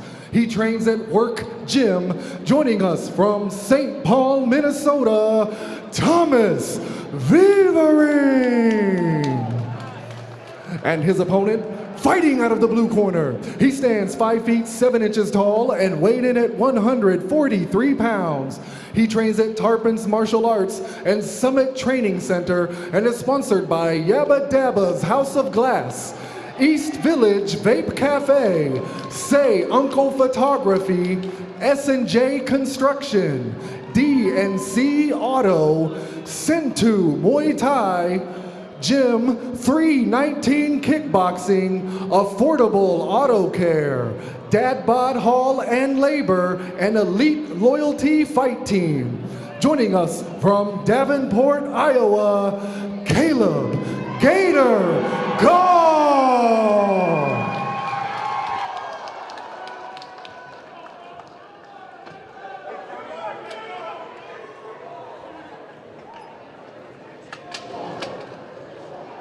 Thomas, you ready? Caleb, you ready? Let's go. Here we go, ladies and gentlemen. Thomas Vievering versus Caleb Gall, squaring up in the middle of the cage. Nice job snatching that foot. Nice catch there.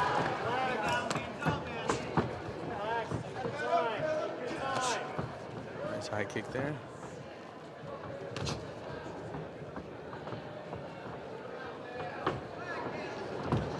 Working that lead leg kick. You're not hearing a slap because he's kicking with his shin bone correctly.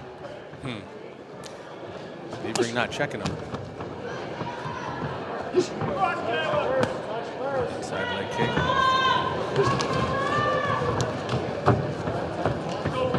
Harassed him here. Gets the cage. Caleb's got him.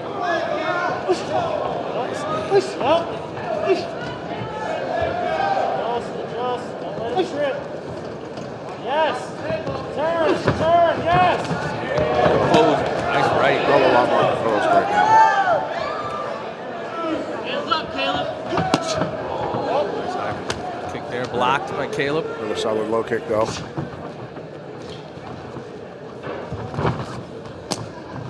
Looping right, left hand, sorry. Damn southpaw.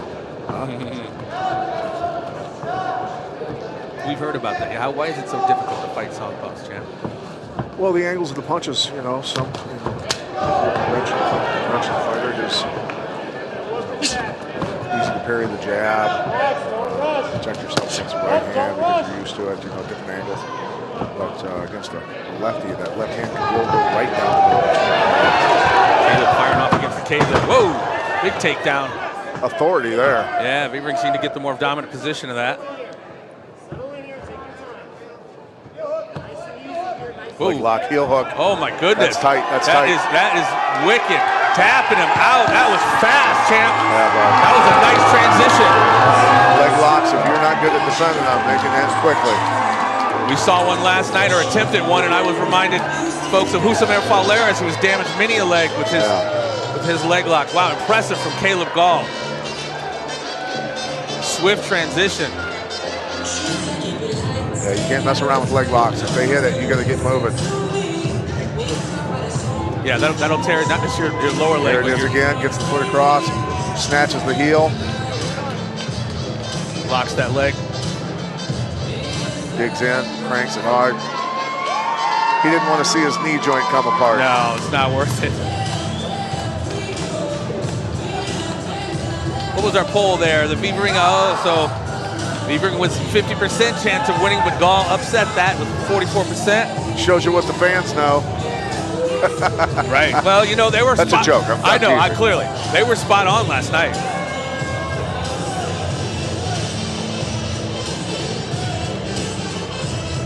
Very, very impressive performance by Caleb Gall. Gets a title belt for his hard work. Bling, bling. Ladies and gentlemen, your referee, Bruce Allen, has called a stop to this contest at 2 minutes, 1 second in round 1, declaring your winner by submission due to heel hook and new Caged Aggression Amateur Featherweight Champion, Caleb Gator Gall. Kudos to Caleb Gall, picking up a little bling this evening. All right, we're here with your new Caged Aggression Amateur Featherweight Champion, Caleb Gall. Caleb, you are making your way towards a record-setting number of appearances here in the KAMA cage. It's been a long road getting to this belt, man. How does it feel getting that strap put around your waist? Man, words can't even describe it right now. This is I've been after this belt for a long time now. Finally got it. Look, you've been putting in a lot of work to get to this point. You've changed gyms a few times and have come obviously a long way. Talk about that submission that you won with tonight, and how much that might mean to you. There are a few people that are keeping score. Man, Tarpon's Jiu-Jitsu, man. Hey, that's where it come from, man. All I do is heel hooks. You roll with me, I'm taking that leg home with me. Well, look, like I said, I know it was a long time getting to that belt. I know you probably have a lot of celebrating you want to do, but before I let you get to that, anyone you want to mention, anyone that you feel like you need to thank before you get back to the locker room? I want to shout out my beautiful fiance, Sheldon. She's out here somewhere. My coaches, Kenny Nyquist, Travis Tarpon. Everyone at Summit, Tim Hernandez, like I said, Tarpon's Martial Arts, Nyquist Round Kick, everyone at Affordable Auto Care, Yabba Dabbas, Elite Loyalty, S&J Construction, everyone that supported me through this camp, man. Words cannot explain how much I appreciate it. Well, look, I know we're all definitely looking forward to seeing what's up around the corner. Until then, let's hear it one more time for your new Caged Aggression Amateur Featherweight Champion, Caleb Gall, ladies and gentlemen.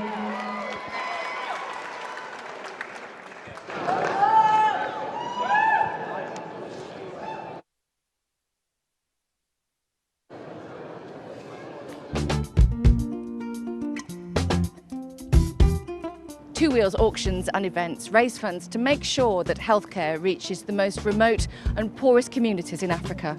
Two Wheels events get fans up close to the action, with behind-the-scenes paddock experiences giving special access to races across Europe. And Day of Champions, their huge family day out before the British Moto Grand Prix. Come to one of our events, get up close to MotoGP and show that motorcycles can save lives.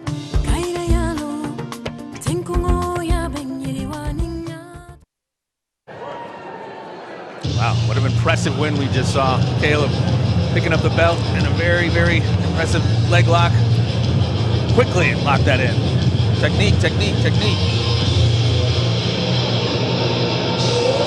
Got Joey Reese versus Brent Cooper right here.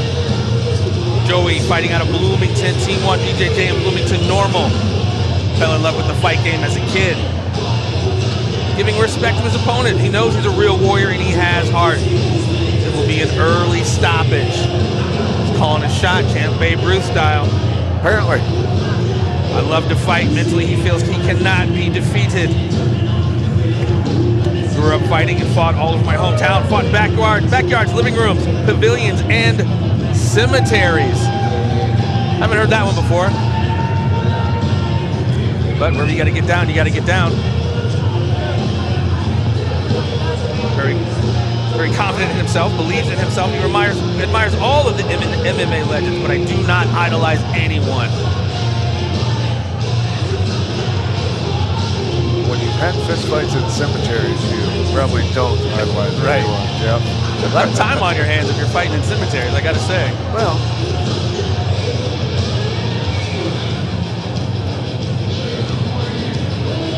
bring a Ouija board, get the crowd stirred up. Yes. Have your shrunken head. Joey Reese, I believe that is how we pronounce his name. Get ready to step into the cage.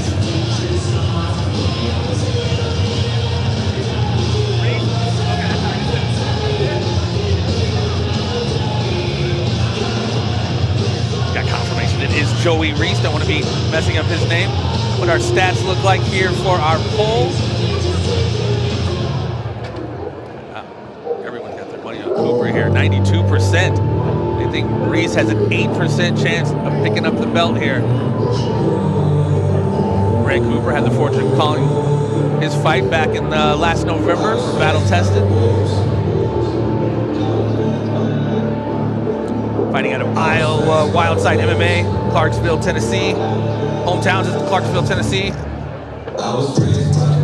This is one of those that he has to adapt. He doesn't know much about the guy. His last opponent was out with an injury. New face, same case. I like that. A lot of times that can be to your advantage just because, well, if you haven't seen a whole lot of footage on them, if they're really good, you're not nervous going into it, right? And that's the truth. But you would like to know what the hell tendencies you're I was gonna say, some patterns at least, but you know, I guess like you said, when you become the champ, you've kind of seen it all. I was saying that trying to get you to argue with me. I agree with you. Thinks his striking and his endurance is going to be the deciding factor. Doesn't really care where it goes, he says. He's comfortable everywhere. Looks up to Chuck Liddell, the Diaz brothers.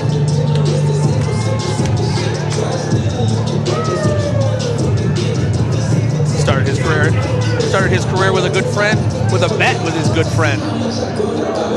And now, he's got the Caged Aggression strap.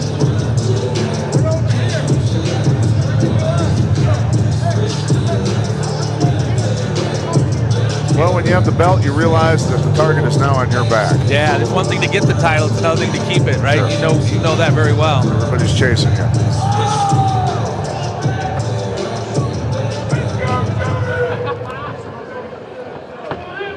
Ladies and gentlemen, our next bout of the evening is scheduled for 5 3-minute rounds for the Caged Aggression Amateur Lightweight Championship, powered by Traditional Floors. Introducing first, fighting out of the red corner.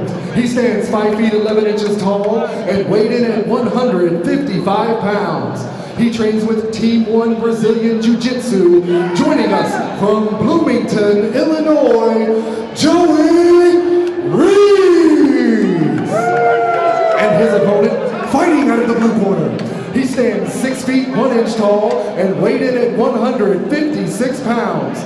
He trains at Wildside MMA and is sponsored by Mac Fitness, Garden City Tattoo, Yabba Dabba's House of Glass, Whiteout Promotions, Bloom Hemp, Vital Performance, Nano Hydrate, Squirrels Tree Service, and Balanced Chiropractic.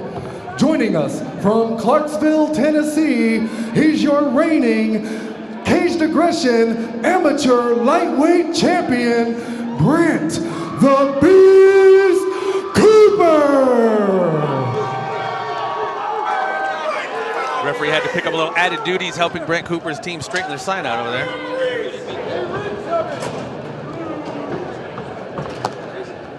Getting ready to get on the good foot and do the bad thing for the strap. Brent Cooper and Joey Reese about ready to do the darn thing. Well, not only is Brent kind of getting a fresh face here, you know, Joey's just now last second get thrown in. We'll see if he was able to prepare adequately.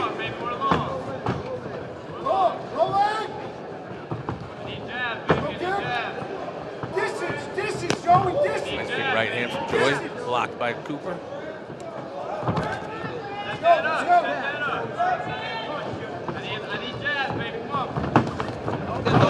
Brent walking him down here. Nice double leg, has him up.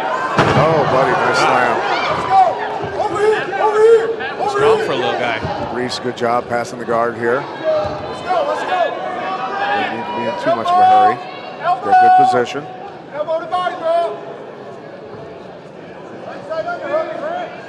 Trapping the arm with the shin. See if Joey can set something up, make something out of that big takedown. You know what to do here. Get that knee in there. Get that knee in there. Left hip, Brent, left hip. Drop them knees, as the coach is saying. Got that mount. Wow, quick pass. Much resistance there. Champ trying to get the armpits hooked with his foot. Go out the back door. He was getting rifled. Yeah, Brent taking some shots here in this first round. He has to be careful taking his post arm away from himself and getting rolled. So he replaced it with his foot so he doesn't get rolled over. Digging the spurs in underneath on the hips. Nice job. Staying glued to him on top. Oh, nice sweep there. I just got done complimenting on his top mount skill, armbar beautiful. Oh, that's he's tight. got that in tight. How's Brent going to defend that? What's the option? Well, he's trying to go all the way over. He needs to keep going with his left leg. There it Nice is. escape. Brent trying to post up there and drop some hammers on him. There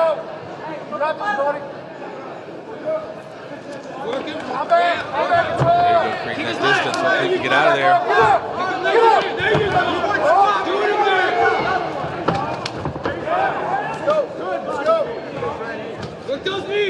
Brent trying to take advantage of that vulnerability of him standing up. Yeah, Reese needs to fix his posture. Catcher's meant for knees to the body. Versatile position up against the cage. Joey's got the champ pressed up against it there. Looks like he's going for a little hip toss there, judo style. Brent with the plum. Oh, that one hurt. Plum starting to deliver some knees. Brent's punishing him with those knees. Not muscling him here. Absolutely. Ooh, big right hand. End of round one. That was a scrap there, first round. That was. The numbers are starting to change a little bit. Our Caged Aggression pollsters looking at 89% Cooper. Mr. Reese has rose a couple of percentage points. He's up to 11 now. You think after that slam and getting to the mount, you get a little more percentage? People starting to change their tune a little bit.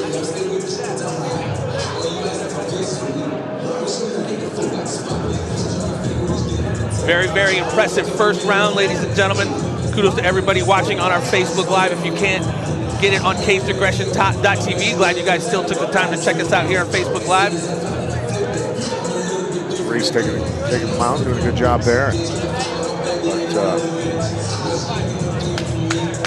kind of laxed for a second, got rolled. Here we go, start of round two. Should have changed even more here. 17% now for Joey Reese, 83 for Brent Cooper. Round two red, round two blue. We'll see if Joey can come out and have some similar successes like he had in that first round. Speed when you do it. Whip it. Looping shots there from Mr. Reese. Give me the legs. Give me the legs. There we go. Ooh, nice right hand from Joey. Let's go. Both guys a little wild. Here comes some knees. Champ was having a lot of success at the end of that first round there with the knees. Had him in the plum and was just firing away. And Cooper needs to stay in this position. He's definitely stronger in the clinch. Reese breaking posture quite easily. Dirty boxing in there. Nice uppercut from Reese. That was slick.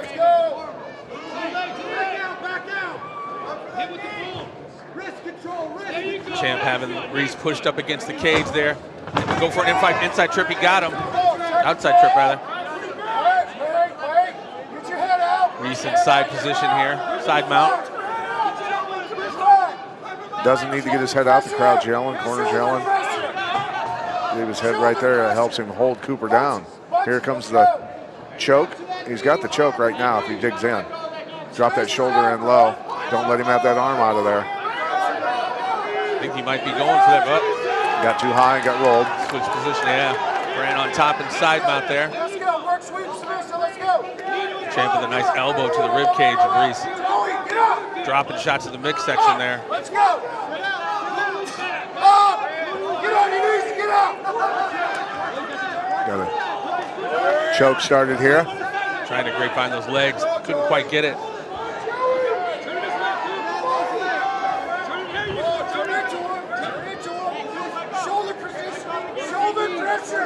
Joey in the side mount here.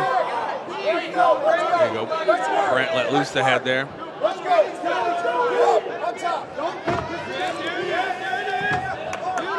A lot of these switching of positions.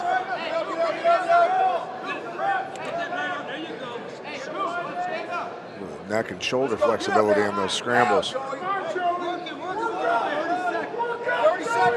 Going for the choke here. Bailed on it. Not quite there.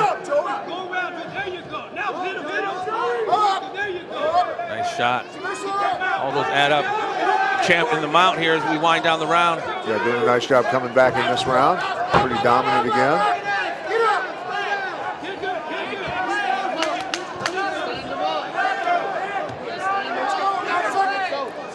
Referee letting him stand up there. Into round two there. Cooper, like, did you say something? Yeah, nothing like talking smack in a fight. Like,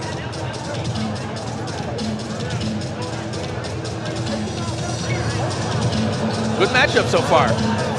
Both guys having bright spots in first and second round. Yeah, I mean, for Joey Reese to come in kind of such short notice, he's doing a good job against the champ.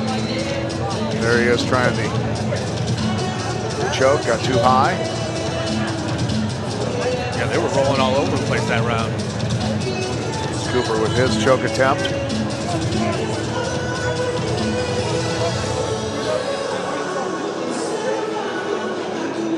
Serious pep talk here. You don't get many shots at the champ, so you got to take advantage of it when you get it. You are correct, sir. Here we go, round two.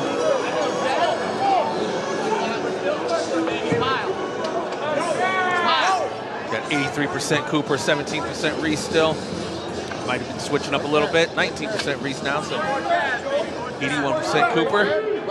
See who wants it the most. That's what it's about. Gotta dig down deep here. Jason looks like he's a little gassed, swinging pretty wildly there. I think, yeah, Joey seems to be moving a little slower this round.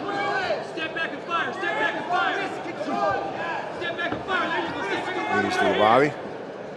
Brandon finding a lot of success with the BRENT. I'm sorry, finding a lot of success with those knees. I don't know how many more of those Joey's can take. Nice uppercut to the hook there. We are right in front of us here, pushed up against the cage. BRENT dropping more of those knees.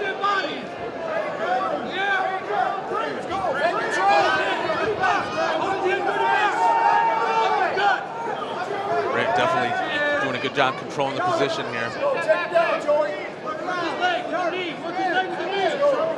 Champ showing he wants it more. Absolutely, staying busy. firing away with those inside shots and those knees. Taking a toll on Mr. Reese, I'm sure.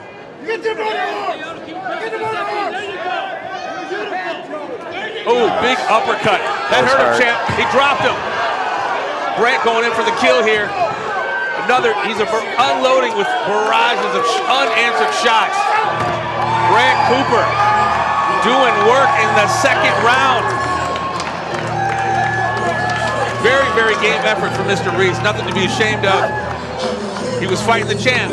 That's why he's the champ. Cooper poured it on in that third round, buddy. He's not playing. He did. He smelled blood. Seemed like when Joey came out, he just moving just a little bit slower there.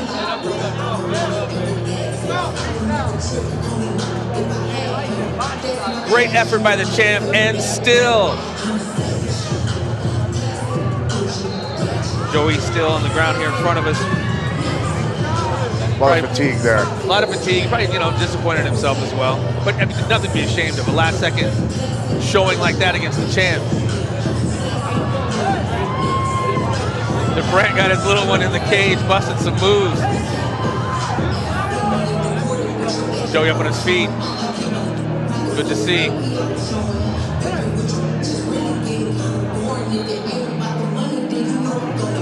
Good effort by both fighters. Joey came to scrap, that's for sure.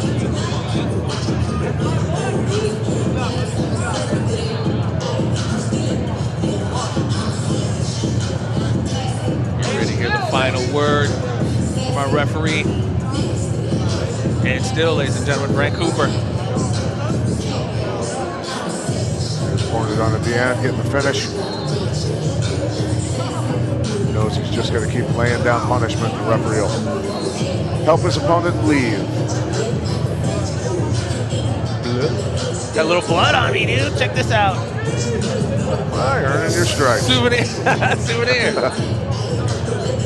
If he tests positive for Rona, we got another conversation to have. Well, I joke. They've all been tested. Ladies and gentlemen, your referee, Josh Stewart, has called a stop to this contest at 1 minute, 24 seconds into round 3, declaring your winner by TKO and still Caged Aggression Amateur Lightweight Champion, BRENT the Beast Cooper.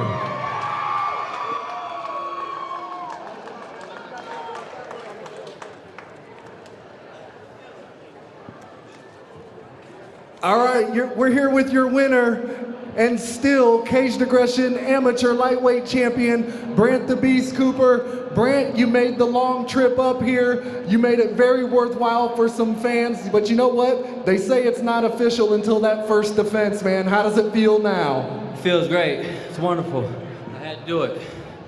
Hey, talk to us, not to make this the focus, but your opponent tonight, Joey Reese, very tough opponent. I'm sure he brought some surprises to the cage that you maybe weren't expecting. Talk about some of the challenges that he presented to you tonight. You know what, just like I said on Facebook, new face, same case. I already knew what the outcome was gonna be.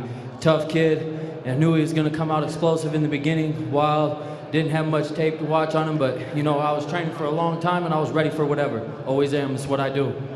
Well, we know every time you step in, you've got a game plan, you've got a book that you follow. Tell us, what are some of the possible moves coming up next for BRENT the Beast Cooper? You know what, I'm really not sure yet, man. I was supposed to defend this back in March, planned on making my pro debut this month, and who knows what the future holds. Well, I'll tell you what, judging by tonight, it looks like it can be just about anything you decide to make it. What do you want to add to this before I let you get to the celebration? I just want to give a quick shout out to all my sponsors, all my friends, fans, family, my team, Wildside MMA down in Clarksville. Great team, great guys, great coaches. They really helped me prepare for this. All my people back here, back home, everybody, Mike Goodwin especially. Man, if it wasn't for him, we wouldn't be here right now, man. It's the best show as far as I'm concerned, and I'm proud and happy to fight for him. Well, I'll tell you what, we're proud and happy to have you here as one of our champs. Definitely looking forward to the next one. Until then, best wishes and everything. Let's hear it one more time for your winner tonight, and still Caged Aggression Amateur Lightweight Champion, BRENT the Beast Cooper, ladies and gentlemen.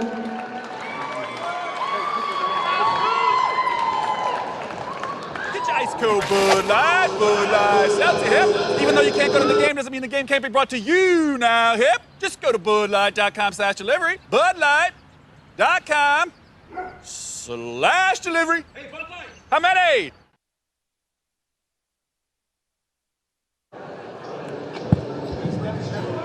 Awesome title defense there. Brad Cooper. And we move on to our co-main event of the evening, Will Dickey versus Ryan DELF. The big boys. Getting ready to throw hammers. Always like the heavyweights when they get down. Had the pleasure of calling Mr. DELF's fight about 5 weeks ago. He handled his business and picked up the big W.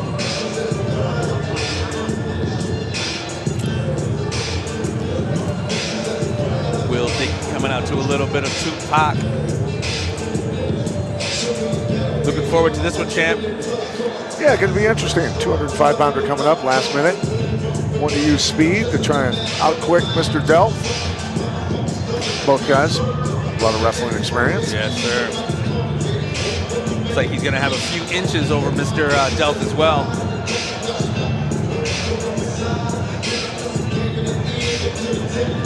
Fighting CMS Fitness. Coming in here, like the champ said, last second.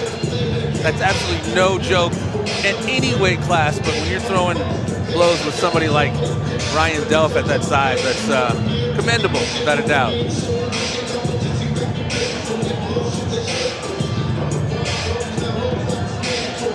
Said this is our co-main event of the evening, ladies and gentlemen. We got our bolster, 60% looking for DELF to pick up the W, and then 40%, of course, going for Mr. Will Dickey. Very impressive, like the champ said, coming from 205 up to heavyweight at the last second. He's got his hands full.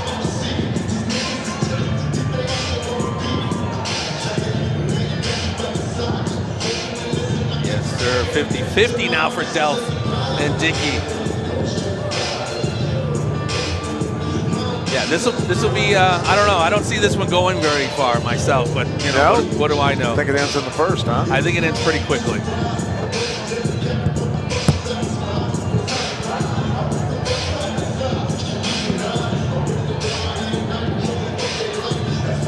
Trick or treat. There he goes, stepping into the cage, getting ready to handle his business against a tank of a dude, Ryan DELF.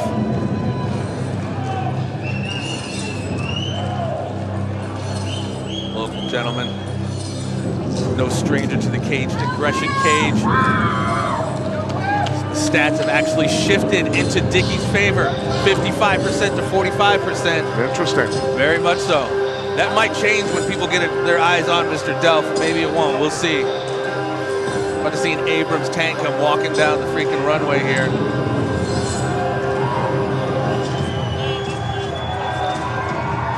Interesting statement on his t-shirt there. Well, they do. I can't disagree with you, champ.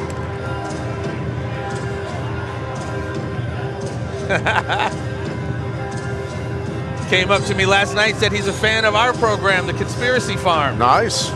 Said one of his favorite episodes is anytime we get Mr. Billy Carson on. Those are always great episodes because Billy's freaking amazing. Yeah. Last one was very impactful. Yeah, without a doubt. At the start of all the madness of the lockdowns. Yes. ForbiddenKnowledge.com. That's the number, ForbiddenKnowledge.com. You can check out some of Billy's stuff, or you can check him out when we have him on The Conspiracy Farm, theconspiracyfarm.com. But we digress. As we are into the co-main event of the evening, as Ryan DELF gets ready to step in and attempt to handle his business. Very impressive job he did 5 weeks ago, made short work of his opponent. Obviously looking to replicate that performance and pick up another W.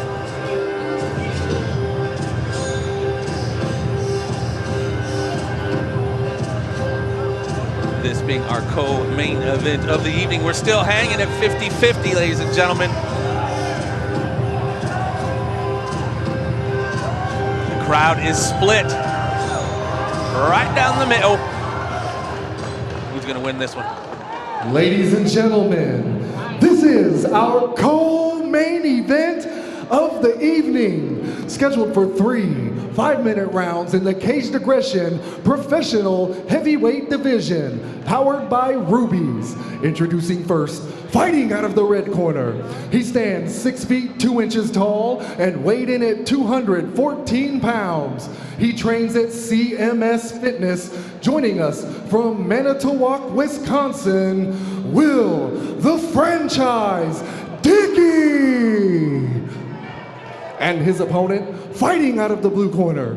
He stands at even 6 feet tall and weighed in at 253 pounds.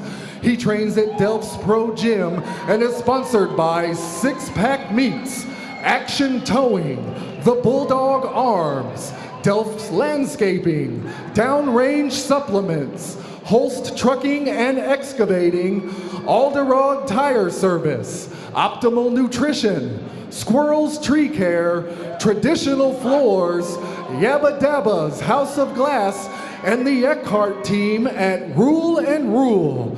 Joining us from Davenport, Iowa, Ryan El Guapo DELF. Ryan DELF getting that hometown reception. Do not go to the bathroom, do not get a beer. This one can end quickly. Round one red, round one blue. Dickey about to square off with Ryan DELF. Touch in the middle of the ring, here we go. Dickey a lot more experience than Ryan DELF at 14-6. DELF only 7 pro fights. Well, like you've always said, the bigger that motor, the bigger that engine, the more fuel you got to have for it. Might want to get it done early on. Ooh, quick hands. 1-2 there.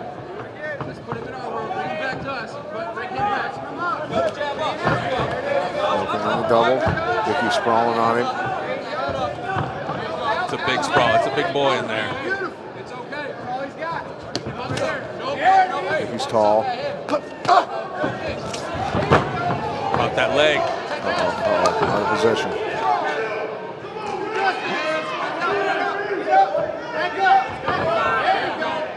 Making him work for it.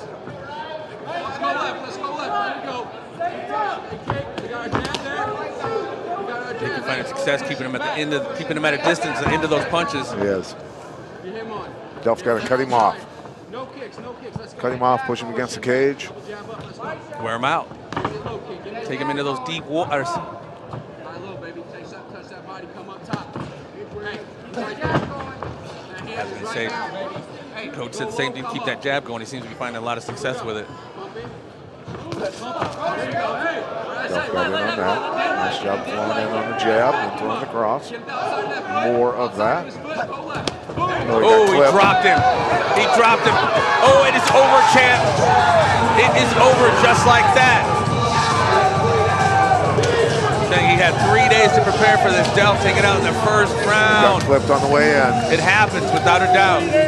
I was actually just going to say he kind of has that Mike Tyson stature, and Michael's a genius at moving his head so quick to get inside. I am, but now it's pretty. Grenade! Thank you. Will Dickey with a very impressive first round stoppage of Ryan DELF. Yeah.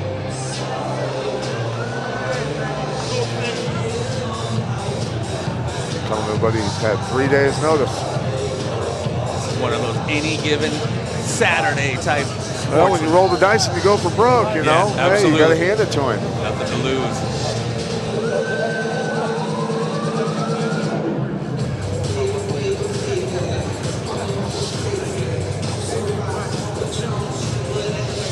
Very, very impressive. Had the hands, had the reach. There it was, having a lot of belief in himself. Without a doubt. Watch it again. Franchise. Very unorthodox with his hands down like that.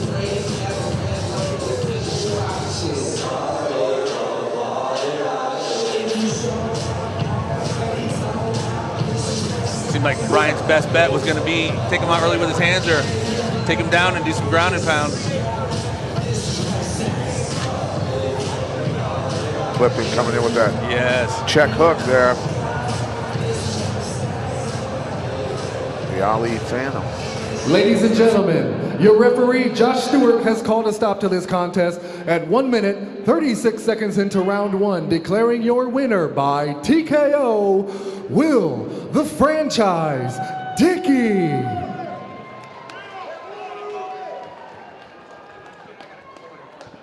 All right, we're here with your winner, Will the Franchise Dickey. Will, you know, no easy task here coming up, facing up a man like Ryan DELF. Not to mention coming in, fighting up a weight class, man, and you're wanting to add something to this. Yeah, I just want to say thank you to everybody. You know, thank you to the man over there. I see the shot. Took this fight on 3-day notice. Didn't train once. Just, you know, I'm a fighter, man. Fighters fight. I want to give a shout out to everybody at WAF, Manitowoc, Wisconsin. Thank you, WAF. My manager, Morgan, my hype team, my boy Joe, my boy Robert, Natasha, y'all been with me since the beginning, baby. My boy Capone, and y'all in Iowa, man. I know I'm Wisconsin, but Iowa's the second home, baby. Let's go. Well, look, we're definitely going to keep our eyes on you. Ladies and gentlemen, let's hear it one more time for your winner here tonight, Will the Franchise Dickey. Very impressive performance.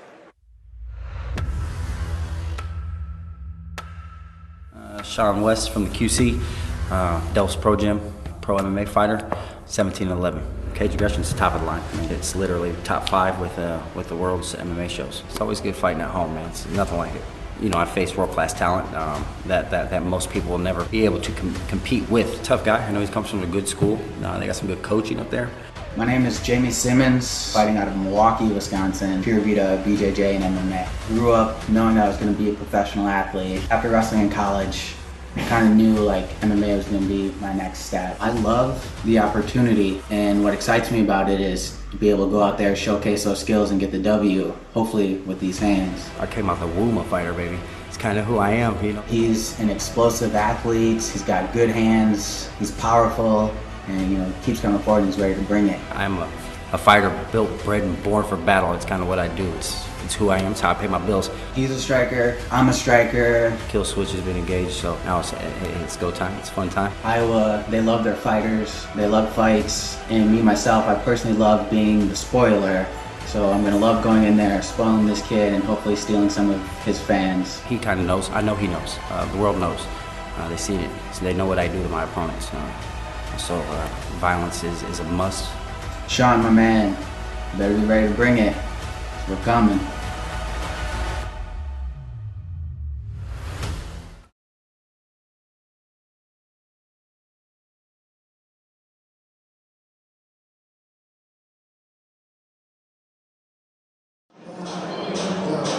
Ryan DELF does nothing to be ashamed of, stepping into the cage with somebody on such short notice himself. But we are here for the main event, ladies and gentlemen. JAMEY Simmons versus the hometown boy, Shawn West. Matt, you are rather familiar with Mr. West, even called some of his fights on LFA, is that correct? I did. He dropped Boston Salmon and then threw a knee while Boston Salmon was in the process of getting back up. It was ruled a DQ. It took a loss on that record, but when you look at the pictures closely, Boston Salmon's knee is actually off the ground because you can see a shadow underneath his leg. So technically, Shawn West won that fight. Absolutely. And it was a brutal knockout.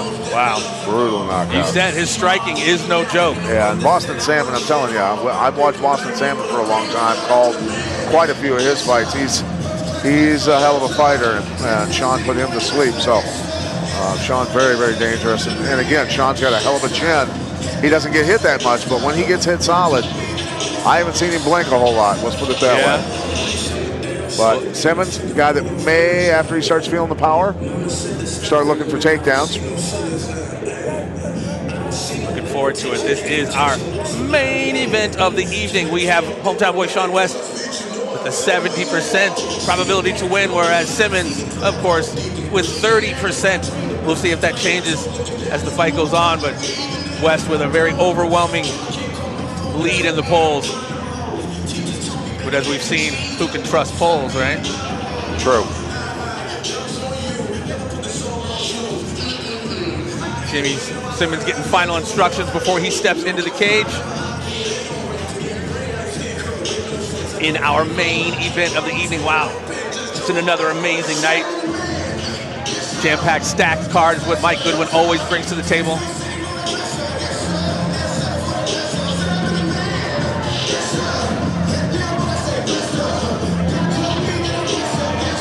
Check ours maintaining steady with our percentage at 70 for West, 30% for Simmons. As Jamie Simmons steps in the cage.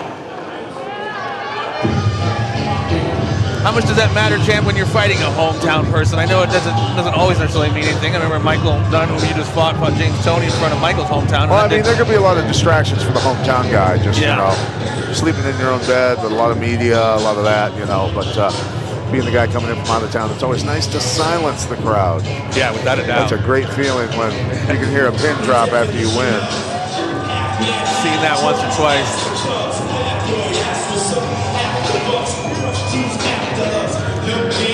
Shawn West making his way to the cage. That hometown crowd giving all that support. DELF Pro Gym Summit Training Center. Yeah, buddy. Ready for this one. It all leads up to this, the main event.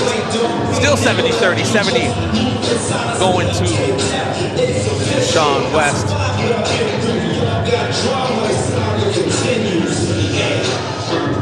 Eric Shelton there in the red jacket. Been in the UFC several times. Ryan DELF right there, rocking that Commie Suck t-shirt. Carpe diem, wait. Carpe diem. Seize the day. Got Josh Neal with him. I believe that was Josh Neal. Yep. Stranger to the Caged Aggression cage. It's a pleasure to call a couple of his fights.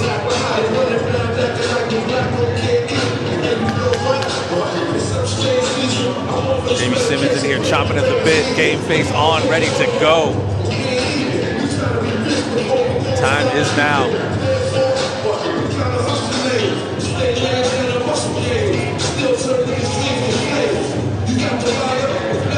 Main event, ladies and gentlemen, culminating an incredible weekend here at the River Center in Davenport, Iowa. And again, we will be doing this again in November. More information to come on that. Another two-night banger brought to you by Caged Aggression. Mike Goodwin and the whole crew.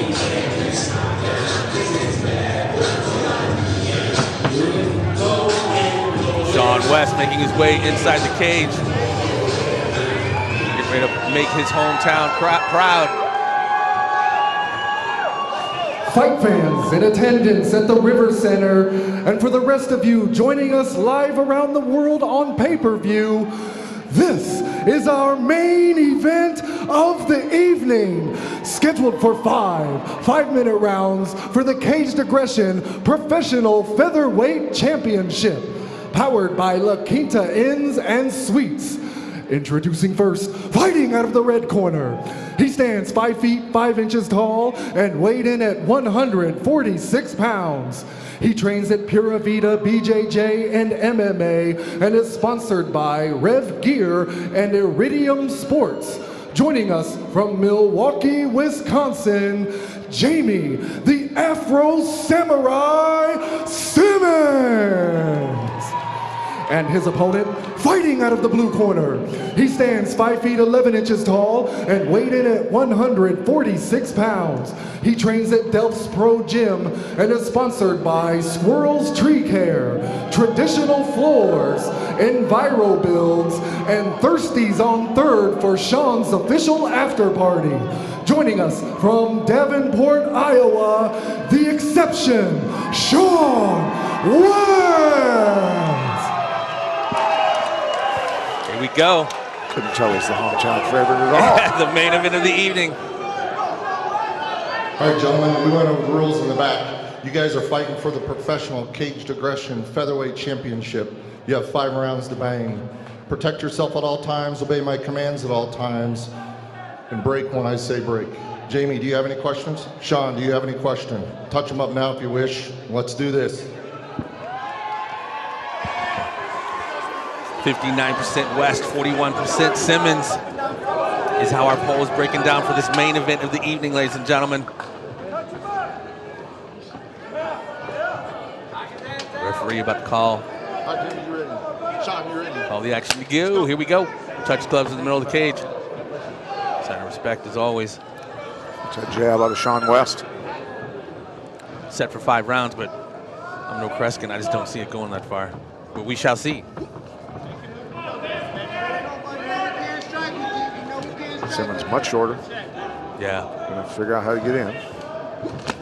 Boy, I tell you what, he came in smoking with that right hand there. Yeah, that just barely missed. Sean West got to be careful. Nice leg kicks on West, switching stances on him.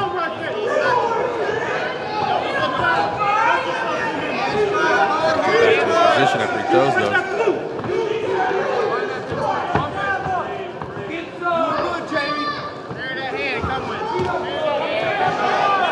Those fighters patiently waiting to see their opening.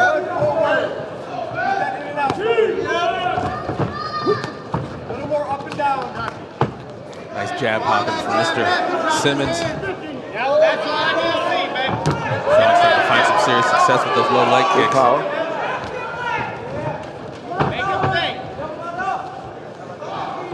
A good idea to put your hands down against a gentleman like Sean West. Sean's got to be careful stepping through there. Giving up an angle. Yeah, I see him bringing that foot back pretty slow. Tell you what, punch right into that body lock. Simmons making no mystery of where he wants this fight to go. Yeah, truly. Up against the cage there. Aggressively blocking that leg and getting the takedown, ends up in cross sides. Sean West needs to get that far side underhook.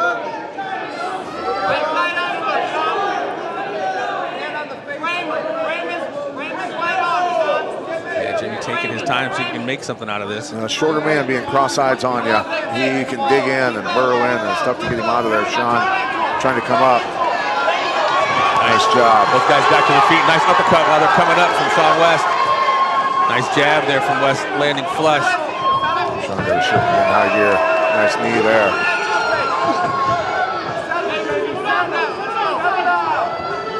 Don't come forward too fast and give up takedowns. And some fakes. Keep that calf kick coming, baby. He's happy on that leg. He's happy.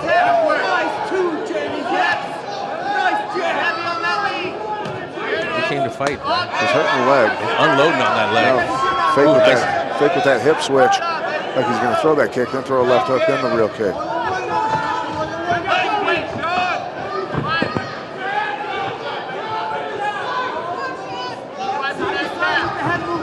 Sean slid out of the way of that punch just enough. Saw it coming. Walking him down.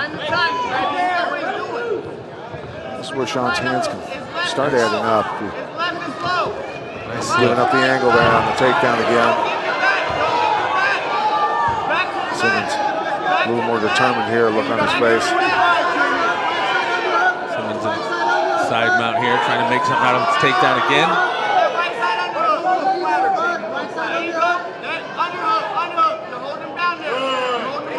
West 61% on the polls, Simmons 39. As we make it through this first round of our main event. First back of the head. Sean needs to get up to his feet here. There we go. Absolutely. And take advantage of that length he has on him and keeps popping those jabs. Sean getting tired of playing games with him, starting to pursue him a little more. Just again, can't get overextended.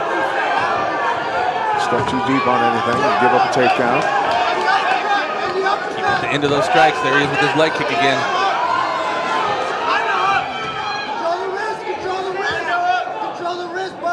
Needs to dig an underhook in there and turn.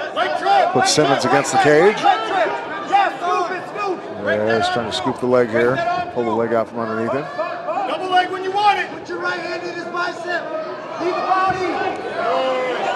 Simmons clearly with some strength, keeping Sean up against the cage. Sure. Controlling the position. A little easier to do when you're built like a fire hydrant. Yeah. Kill that underhook. Sean trying to create that distance so he can do what he does. That's all right. Takedown with only 10 seconds left. I don't know if that was a slip from that knee he tried to throw. It was an actual takedown. Triangle started.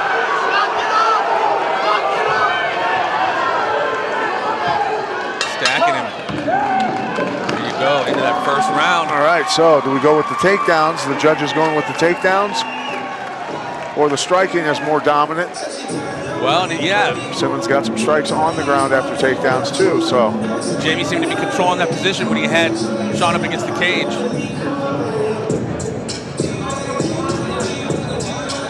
Yes, I guess it's not really a subjective interpretation, but people were asking last night, how do they score fights? Ring generalship, who's busy, significant?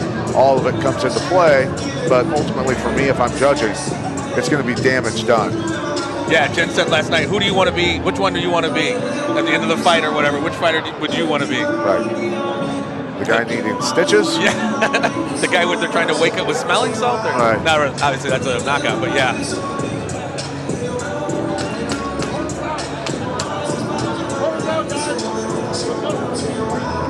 Tim Rhodes watching us on the Facebook Live. They go 5 rounds, brother.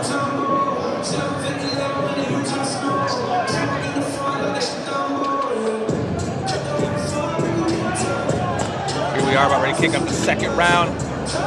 This main event of the evening. Touch him up once again. Shawn continuing to walk him down. Caught him with a 1-2 there. Nice uppercut. He has some stagger, champ. He is unloading now. Shawn's trying to take advantage of this. Oh, that was a knee. Is that legal? Illegal. That was an illegal knee. That's what he did against Boston Salmon when he had him hurt. What are they gonna do? That's a penalty. Not DQ off the box, is it? No, not unless Simmons can't continue. If Simmons can't continue, he's gonna win on a DQ. Says he's all right. That's how Boston Salmon won the fight. I think that's kind of delaying the inevitable. Shawn West went off on him there. Have to have a talk with Shawn. Gotta quit throwing. There it is right here. We'll take another look at it. Scrambling all over the place. And there's the knee. His knees were down. So that's no bueno, right? Yeah, totally illegal.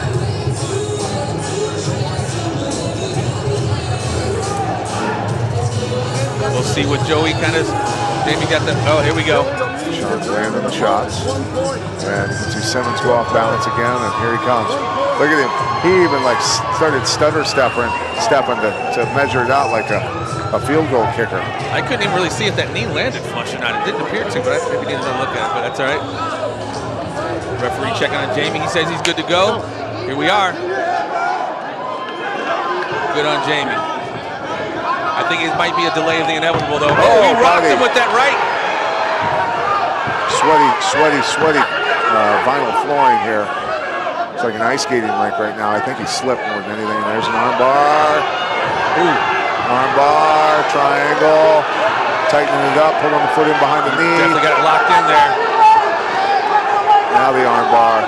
He's cranking on that, bro. You know that well, champion Frank Mir. Scooping the leg, getting the angle. Oh, he's getting out of it. Wow, way to battle out of it for Simmons. Well, I'm sure that sweat don't help.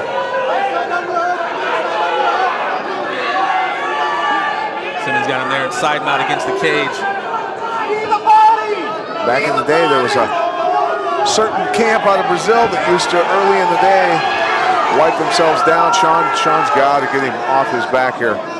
Wipe themselves down with baby oil early in the day, and then towel themselves off, and then when they would fight, the sweat would, he's working on this choke. He's got him locked in. Wow, got it. He's out. Wow, Jamie Nice Simmons comeback. comes in here and puts a hush on this Quad City crowd. Wow. Coming back from an illegal knee and then moments later winning the fight. That was impressive. Big win, big win. Very big win, especially from the hometown crowd. Yeah. Right. And can't overlook the fact he just took an illegal knee.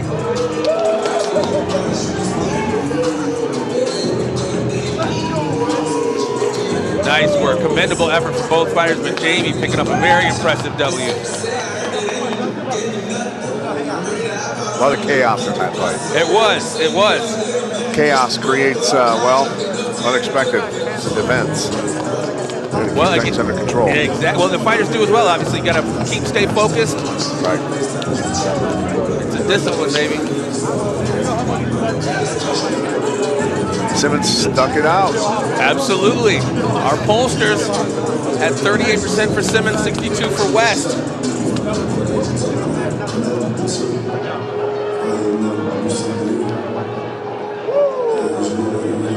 Sean Pokier on our Facebook Live. Sorry if I massacred your name. But yeah, taking that illegal knee and they're persevering, that's very, very impressive. Well, considering he was hurt from the punches to begin with. Yeah. Well, and I was thinking it was just delaying the inevitable because Sean was jumping on him. Right.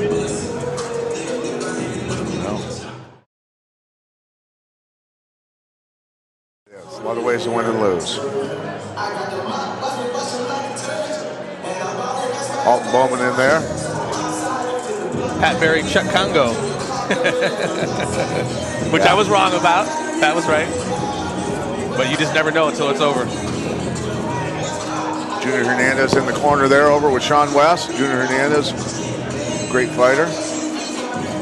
Yeah, taking that knee and still going to pull out the W. Very nice work.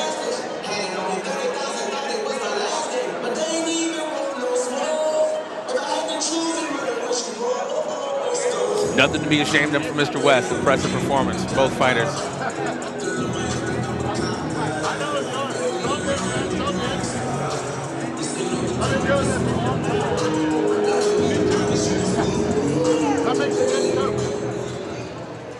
Ladies and gentlemen, your referee, Bruce Allen, has called a stop to this contest at 1 minute, 37 seconds into round 2, declaring your winner by submission due to rear naked choke and new Caged Aggression Professional Featherweight Champion, Jamey, the Afro Samurai Simmons.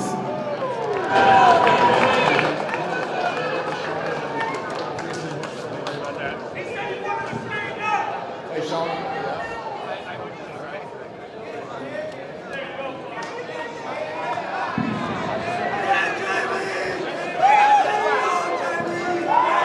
Sean West. Yo, cheer that man on. Hey, baby, we're better than that. We're better. Hey, we're better than that. We're better than that. Cheer that man on. Cheer that man on. All right, Jamey, come on over, buddy. All right, we're here with your new Caged Aggression Professional Featherweight Champion, Jamey Simmons. Jamey came in, put on a great show, got the championship belt to walk away with to boot. Tell us what's on your mind right now, sir. Honestly, I'm just really thankful for this opportunity. I've been training for months, trying to get my shot in the big stage. And this right here, I believe, was my ticket. So just looking forward to the future. Now, speaking of the future, you know, very entertaining fighter, lots of things up in the air. Do you have any plans in the near future, anything you can let people know about? Honestly, I'm hoping this fight right here gets me into the Contender Series in November. So, I mean, I know some of these guys over here don't like me, but if you like what you saw, follow your boy, and in a month you might see me on the Contender Series fighting for my shot in the UFC. Did I leave anything out as far as tonight goes? I know you got some celebrating you want to do. Yeah. Hey, again, I just want to say thank you to my coaches, to my friends, to my family that's supported me throughout this journey. We're so close. Keep going. Let's keep going. Ladies and gentlemen, once again, for your winner and new Caged Aggression Professional Featherweight Champion, Jamey, the Afro Samurai Simmons.